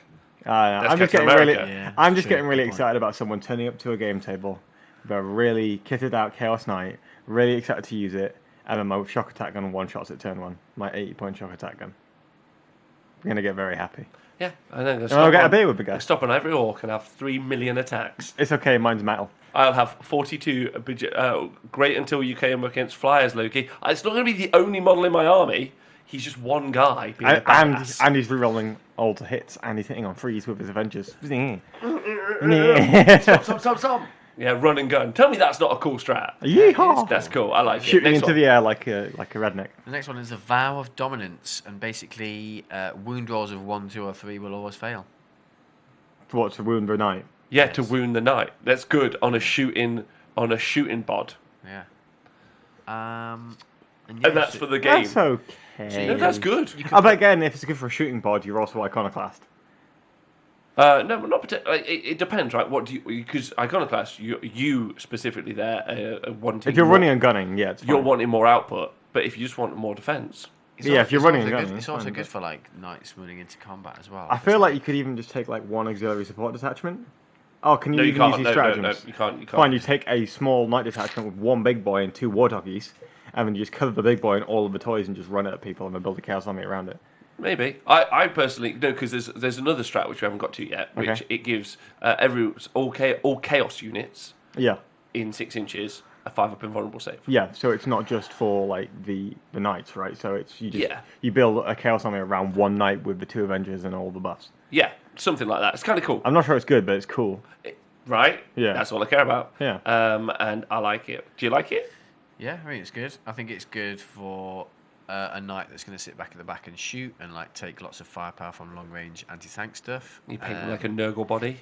And then it's also good for like a gallant type knight that's going to run in and say if it's fighting another gallant, you're wounding it on 2s, but it's wounding That's you on actually 4s. insanely good for League of Knights. Yeah. But it's also just good generally, I think. I know, I'm just trying to chew on in League of Knights. Yeah, because a lot of those, like how big is it? Also, like you tend to find a lot, like when stuff that's trying to blast into knights is either wounding on 2s or 3s, and you'll normally see, I reckon, at that point a CP reroll in some instances from your opponent to flip it. Whereas it's much harder, like when it's wounded on 3 or wounded on a 2, and you roll a 1 or a 2, and you get that reroll. But once it's wounded on a 4, you're not going to get that through. I think it's just it makes it way more survivable. I really like it anyway. I think that's cool. It is good, yeah. And then the last vow is Vow of the Beast Slayer. So until the end of the battle, when resolving attacks made by this model against an enemy that contains any models with a wounds characteristic of 8 or higher, reroll wound rolls of 1. That model you can't duplicate vows basically. Mm-hmm. So if you roll wounds that one's rubbish. So against big ones, reroll wounds of 1. Yeah, I'm not interested. It's not great. I'm against it. No. I suppose it's good if you're using feet against another big model. Mm-hmm. Yeah, maybe. Yeah. I just like the other ones. The other ones seem like fun things to like build stuff around and just go and have adventures with. Definitely looks like a fun book to use. Yeah. I'm just not sure how it stacks up compared to the other night book. Well, no, there are more stratagems. Competitively. Yeah, there are more stratagems. I know. Those are just those are specific ones. So what about the general ones? General ones. Well, they've got. I think the one that you're talking about is Iron Aegis or Aegis. Aegis. Aegis. Aegis. Yeah, Iron Aegis. Iron Aegis. Get your Iron Aegis. Get your. You've been watching Love Island. 2 CP, and you get a Chaos Kendley. Freyos Kendley unit. Friendly Chaos unit. Freyos Kendley unit. New word. Like frenemies. They get 5 up invulnerable save if they're wholly within 6 of the knights. Yeah. And it's only knight tyrants though. Oh, holy. Yeah. Only knight tyrants. Oh wait, but you can give can't you give the other thing to? You can give the. Yeah, that's why it's so good, right? Because you got the giant knight tyrant. Yeah. Then he's got the 28 wounds.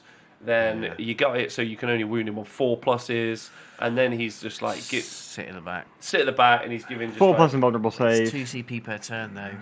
No, it's expensive. I know, I agree with you. But I mean, you're not going to be spending it turns 3 and 4. Like all of the withering. They're dead or you're dead. Yeah, exactly right. So all the withering fires happening early. So you're cool. Yeah. And it also, do you know what I really like about that as well? That stratagem specifically, is it makes a whole bunch of other models viable that you maybe wouldn't take in a Chaos book. I mean, you could. Here's the thing, even though. Something shit like a Predator. Can't you already take like a Dark Apostle or something and then give everyone within range a 5 plus invulnerable save anyway? Oh, if you can, then I think you might be able to give 1 unit a 5 invulnerable save. Right, I know that's something that can give you can out. have a Derridio. You can have a Derridio that does the same thing, but the whole turn, the whole game. Okay. And it costs 200 points. But it's Forge World. But maybe there's a way to do maybe that's better.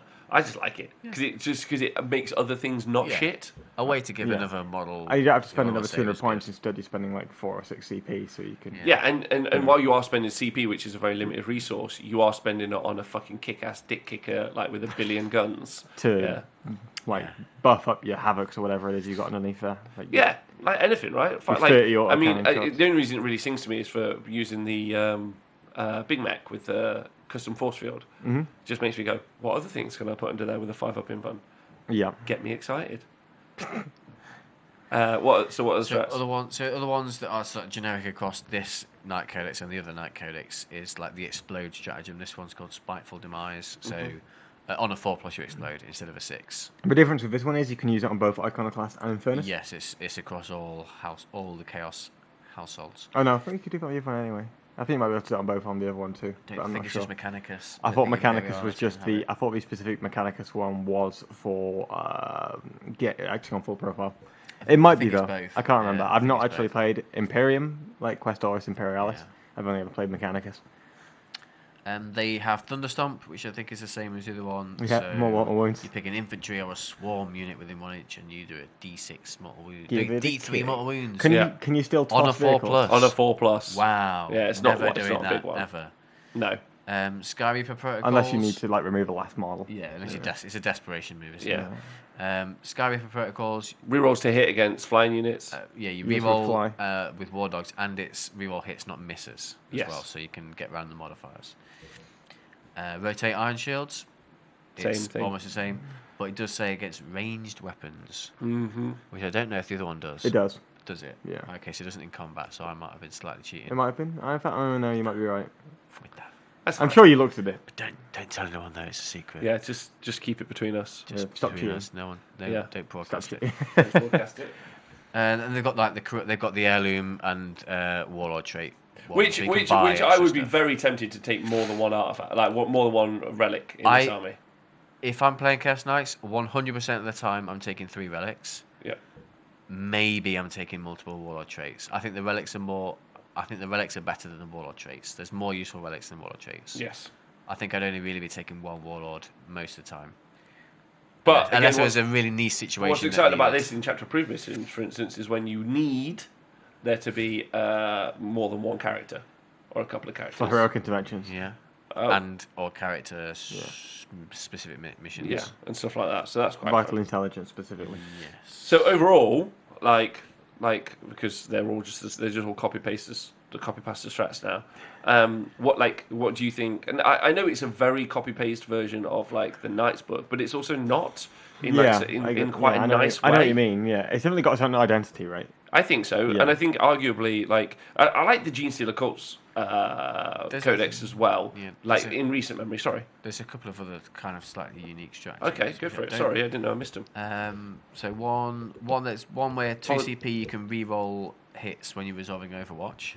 Yes, which is called the hit roll. Trail of Destruction. Trail of Destruction. Yeah, so that's pretty big, that's and you can use it on anything, can't you? Yes, there's no restriction for that. It's just Chaos Knight's model. There's one that. Sorry, we have skipped it. Titanic Jewel. Oh yes, that one there. Oh, Titanic Jewel. This is like 1 CP worth buying a codex for alone. 1 CP. 1 CP of fun. 1 CP Let's talk about that. Yeah, like you go to the penny arcade and they're like, put £1 in. You're like, no, this is a penny arcade. Yeah, you can put 1 penny and have fun. Well, you put a £1 into the penny machine. Oh my god, it's like 1,000 types of fun. Or you just walk around other machines kicking them until the money falls out. Welcome to Skegness. Yeah, pretty much. Yeah. What does it do? Yeah. So at start the fight phase, select 1 Chaos Knight's model from your army that is within 1 inch of an enemy Titanic unit. Both players secretly choose a number between 1 and 3, either writing it down or using a d6. The numbers are then revealed at the same time. If they differ, then until the end of the phase, add the number you choose to the number of attacks that your model makes. But the attacks may be the melee weapons, but the model can attack. Yeah, so but you can only target that unit. So it's a little secret mini game, kind of like if any Age of Sigmar players are out there, the old Starseer. That's what it is. I don't know what they've got it. I don't know what that is. Right, imagine this. Imagine playing Warhammer. Get ready, but having fun. I can't. Too much ETC. I really appreciate you following through with the joke. That's very nice of you. No, it's a really cool like sub game, right? Yeah, I know. It's like try and guess how many attacks your opponent's going to try and go for, or the person charging, right? Yeah. Are you going for 3 every time? No. Yeah, that's what I thought. I'm going for 3. That's the number I'm picking. Yeah. But then I'm not. This is what you do, Tom. I haven't got dice with me. I do this. I put a dice down and I go, Tom, I pick 6. What do you pick as a number against me? 4. I've picked 6 every time. Okay. I played it. Yeah. A big shout out to Andy Dunn if you're listening. Played it with the Starseer. That's what I always used to do. I just used it because you used to get re-rolls. Like basically, your opponent got to steal them off you. Yeah. But I would. I feel like if you're the opposing player, the person opposing the Chaos Knights, what you just do is you say 3 every time because that way you're either denying 1 attack or you're denying all of them. Yeah. That's a good strategy. That's a good strategy, but it's not as fun as just saying the word 6. And then making your opponent it's between a number between 1 and 3. Oh, is it 1 and 3? 1.2. Did you guess that? Oh, is it? No, is it between 1 and 3. We're rounding up now, boys. Oh, I'm so sorry. I thought it was 1 and 6. No, it's a D3. Still 1 and 3 is I just got too excited when I was reading it. Fuck. Yeah. Okay. Oh well, never mind then. Yeah, can you pick 1.5? And then round up. Doesn't say round. Doesn't say round numbers. Doesn't say round numbers. Well, that's going to be FAQ. Round numbers. Yeah, you're not going to guess that, are you? Now we're rounding up, so we've got 2. Yeah. Enjoy. 2.5. Okay. And then what else? I think there's any other specific ones. Full tilt, they've got that. Woohoo! Pack dogs, which is a bit boring. Chain sweep, which death sucks. grip. Death grip. And then the demonic guidance system is it's 3 C. Oh no, that's so 3 CP. That's basically you can use the shield breaker missiles to snipe stuff. Pew pew. Where's the reroll all the hits one? Trail of Carnage. Is that what it's called? So. Yes, Trail of Carnage 2 CP. Yeah, reroll. Trail of Destruction. Reroll all hits, but you can use it in Overwatch as well. Yeah. Reroll all. Oh wait, so which Overwatch, are you looking at? Shooting, are you looking or right fight? One here? Yeah, so it's because this one it just says when. So it's Overwatch, shooting, or fighting. Okay, we just misread that last time. You reroll all the hits. Yeah. 2 CP. Which is huge. I quite like the flexibility. And you can use that on anything, right? Yeah, it's any Chaos Knight. I quite like the flexibility. It's pretty cool. Yeah. So ignore modifiers. And you can fire all your heavy stubbers with rerolls to hit. You can just reroll everything. Yeah. So just Very all scary. of your shit. Yeah. Which is just dumb, and it's 2 CP. 2 CP. So it's just like every turn, reroll everything, done. Yeah. It's not like 2 CP fire twice though. No, which is yeah. So yeah, like my initial thoughts on the book is that you obviously got like a shooty version of the list, and there's like a fighty variant, and maybe you could wedge both into an army. I think there's room for. You can do both. I quite like a mix. I'd quite like it. I think you either go one extreme, but if you're going to mix, I think I'd go for 1 running and charging guy and then 2 shooty. Okay. Because you launch one off as like a bully unit distraction piece, and while they're dealing with that, you either 2 sat back shooting, dealing with the threats that they can deal with them, and then late game, if you've killed them, they can just womp around shooting stuff. Okay. That's my thoughts for it. I like it because, and I just want to quote Alandril here. It says, really like how the book shares a lot of the rules tech with the loyalists, but has enough differences that it doesn't feel like the Imperial Knight book. Yeah, totally agree. I think initially when I first read it and I was like, oh, they don't have loads of households, it was like, I think that's a really good point, that if they just did a mirror image of the Imperial household, it would be just the same, but chaos. I really like the narrative bent towards also like actual demon engines, like the knight has come alive and is kicking ass. Naughty driver or naughty knight. Yeah, naughty driver or naughty knight, which is fun. I think that's quite cool as well. And then Ixab makes a good point as well. There is a lot of customization pre-battle, which could slow down the game. Although you're playing like 5 models, I'm not sure how much it matters. I think it's although Shadow Swords. Well, it can be a bit of analysis paralysis at the start of the game. Yeah, what I'm going to do is make cards. So you've just got a deck of cards, and then you can look at them. You can discard the ones that are going to be irrelevant until you narrow down to the few options that you think would be good. Giving them an idea, Nikos. You should get on top of that. Yeah, the model floggers. I'm sure we can do it. Yeah, and then you can just put those cards by the knights. Yeah. That's what I'd be doing, rather than flicking through pages, like looking back and forth at different rules. You could even get a sleeve of that holds multiple different cards at the same time, but you can push it around and you can see the names, and then you can just pull it out and read these specific rules. Dude Day says, after subscribing for 20 months in a row, you gorgeous man, it's sat next to you, Nikos. What is? That's a great question. I don't know. What have I done? Retisanti makes a really good argument as well. You don't need to spend the CP to re-roll if you get good. Yeah. That's true. That's really true. Fact, when do you have practice your rolling? When do you have to declare the reroll strategy? At the start, before you start shooting them. Because it makes me think of a Tyrannid stratagem, which is like, during the shooting phase, you can double the damage. Ambiguously during the shooting phase. At some point, so you watch your Can I just? So you watch your opponent like roll like rubbish saves and say, that's double damage now. You're screwed. Can I just request from Games Workshop that they just, as a joke, just write the word ambiguously in one of the rules? Yeah. That would be really. What does ambiguously mean? Perfect. I would love to see that discussion in a Facebook thread. Yeah. I would pay. Define ambiguous. Yeah, that would be the. They should do it on next April Fool's Day. They should do that. Yeah, there we go. We'll fire them off a message. It'll be fun. Oh wait, the end is near. Is next to you, the Terminator. The end is near. That's maybe Tom is the end. But the end is near because it's the end of the show. What do you guys think of the? That was a brilliant segue. I'd like to make one more point about the Chaos Knights, which was what I was disappointed about. Obviously, Chaos. What do you think? For me, it's like the 4 Chaos Gods. I do think of the 4 Chaos Gods. And they have one relic per Chaos God. Mm-hmm. What I would have liked to see is more of the Chaos Gods themes in here. That's a really good point. I could have a Nurgle Chaos Knight force or a Chaos. It feels kind of more like it's just an edgy book. I'd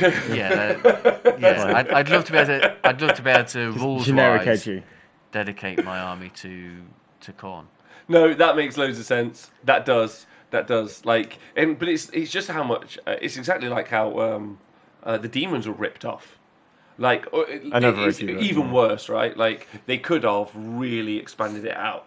That's actually a really solid point. I hadn't thought about that. You could have had like 6 warlord traits for Nurgle. They could have been a warlord. Yeah, just a warlord trait. They could have done 6. Khorne, like, why wouldn't they have done 6? Yeah, like, that's what they could have. They could have even just said the +1 attack one is the Khorne one, and just give it a corny name. Yeah, maybe, but I mean, why wouldn't? I mean, if you want to give your knight Mike of Khorne, you get this warlord trait, which they still could have just done 5 shit ones and 1 good one per god, but especially for the narrative guys, right? Yeah.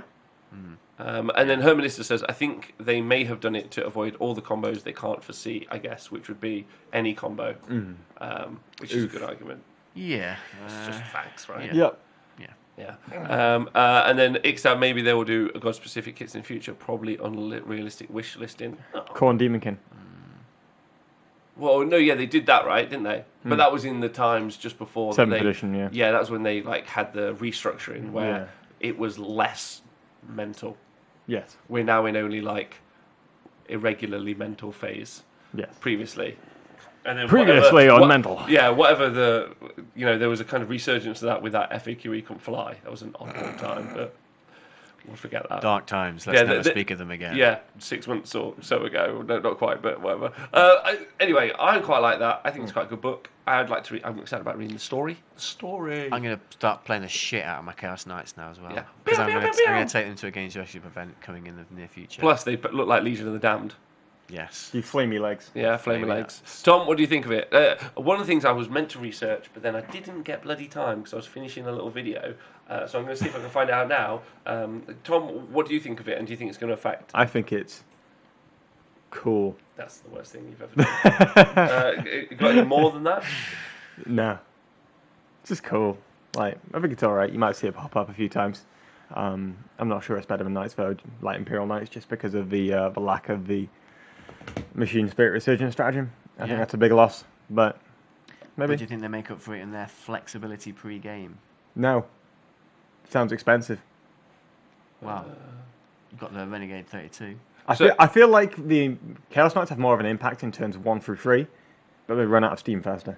So I've got a little bit of an interesting stat, although I don't have the actual numbers for the period of time. Let me just double check. Since the spring FAQ, I don't know how to work this. No, I've just fucked it up. So I think since the LVO, yes, since the LVO. So this is ITC only. So obviously this is on 40kstats.com. This is on 40kstats.com. 55. They've had 333 cases of Imperial Knights being used. That makes it sound like a disease. Yes, which is FYI, 333, which is the most popular. Like, so already Imperial Knights are like incredibly well used. Yeah. And then it's 55% win rate. So they're in. So based on how we do the AOS stats, first time we actually like talked about 40k stats. Mm-hmm. Anything between 45 and 55 is fine. You should do a 40k stat show. No. And talk about stats. Nah, I'm not into that. They're pushing on the top end of it's fine. Huh? They're pushing up on the top end of it's fine. What? Well, if you're on 55% and the okay rate. Yeah. So that 45 to 55% is effectively the okay range. Anything beyond that is hashtag not fine. Not fine and game broken. In fact, almost. No, not almost actually. So 55% is good. What the thing that really is interesting there is the volume for me. So meta percentage is how you break that down. The way that worked was you'd have to have like it be your biggest attachment or something, right? Yes. So therefore, like taking a Castellan. Yeah, so actually, interestingly, of that, 35 of those 333 lists were mono faction. So, so it would be... It's 298. Yeah, 298 with some guardsmen or some mechanicum nearby. Yeah. But what I'm trying to get at is Imperial Knights, whether or not they're souped in, are the biggest faction in this game. So the release of the Chaos Knights book is actually massively impactful. Does that mean that those Knights players are just going to play Chaos Knights? Is a great argument. Or you might see an increase in the relevance. You might see an increase, which would already be on top of it being the most popular faction. You might see an increase of there being even more of that problematic toughness 8, 4-up invulnerable toughness save. 9. Toughness 9 in some cases, 4-up invulnerable save, 5-up invulnerable save models, which are really good. And so you might, in competitive 40k, we might have to see even more kind of like, I mean, you're probably already tailoring your list to be like, how do I fight knights? So now how do you knight fight knights? Yeah, exactly. But now maybe you have to double down, right? Or like, so I just wanted, because some people neglect to realize how important it is with a book like this, with a release like this book, to like what it's going to do to the game. And the game's already, there are fucking loads of knights. Yeah. So people don't necessarily need to react that much to Chaos Knights coming out because they've already been dealing with knights. But it might genuinely increase the volume. Yeah. On already the most popular faction. Yeah. Until they get like wrecked by Eldar planes and orcs for like a few weeks, and then people get bored of it. Well, that's over a substantial amount of time. That's since February. Yeah. Well, my point is that if you've got like what percentage of the data results are knight armies? Does it say? Well, no, it doesn't. So let's say that Imperial Knights like 20% of the armies out there, and then you increase that by that. like another 15% for Chaos Knights. Now it's 35% of the armies. So that's over a third of the armies out there, which means now all armies have to come to a tournament knowing they're going to have to kill knights because they are going to play them. Yeah. Which means that now suddenly all the lists are there for beating knights, and people are like, my knights start winning because they only have to really hit around the 20% mark because you play 5 games. Well, yeah, but you make it even worse when you know. Yeah. So it's just totally worth reading into. Yeah. Yeah. Absolutely. Yeah. Happy with that? Happy. Yeah. Just I'm thought very I'd- happy with Chaos Delighted. Knights. You're happy with Chaos I can't wait Knights? to play them.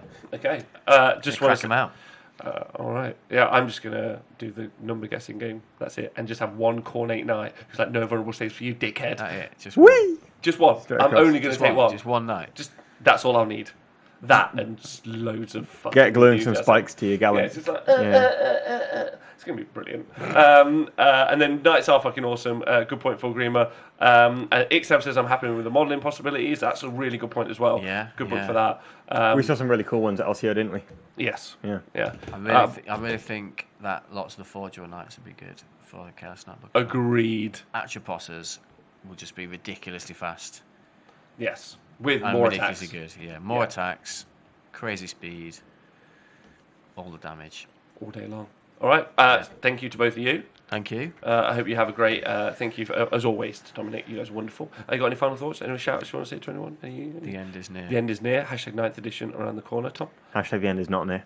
Hashtag the end is not near. Interesting, conflicting statements from us, Wargamers. That's what we do here. We all know Tom lies. He said looters are bad for a year, and he's taking looters to the ETC. This is why I'm hiding my eyes. Hashtag you the can't lying tell. He's got Wargamer. lying eyes. Yeah. Thank you to everyone in the Twitch chat. You guys have been wonderful. Alan Draw and Ixab, you guys definitely been jumping in there. Dude, our day, I bloody miss you, gorgeous man. Hooker Pin, hello. Hermanista, Irish Minotaur, you've been here since the beginning. Retta Santi, I hope you guys are well. Arkian, I've missed you. I'm so glad I can see you again. We needed him to moderate the chat. There were some questionable things being said. Yes, Yeah. agreed. Thank you to everyone on Patreon and on Twitch. Thank you for listening to the podcast. Don't forget to stay hydrated. Drink lots of water. Drink lots of water. Moisturise as well. Yeah, I mean, it's hot at the Definitely minute. moisturise. Moisturise, that's quite... I don't Personal choice. moisturise, I just use Imperial Leather Soap under a cold, rainy mountain. Anyway, yeah. Listening to Enya? No. Enya's quite good. I don't know what that is. You don't know what an Enya is? Is it like an anime? It's an but emo better? band. Ah, It's yeah. an emo band, yeah. Right, you guys are soon, and you guys are great. We'll see you soon. Thank you very much, and goodbye.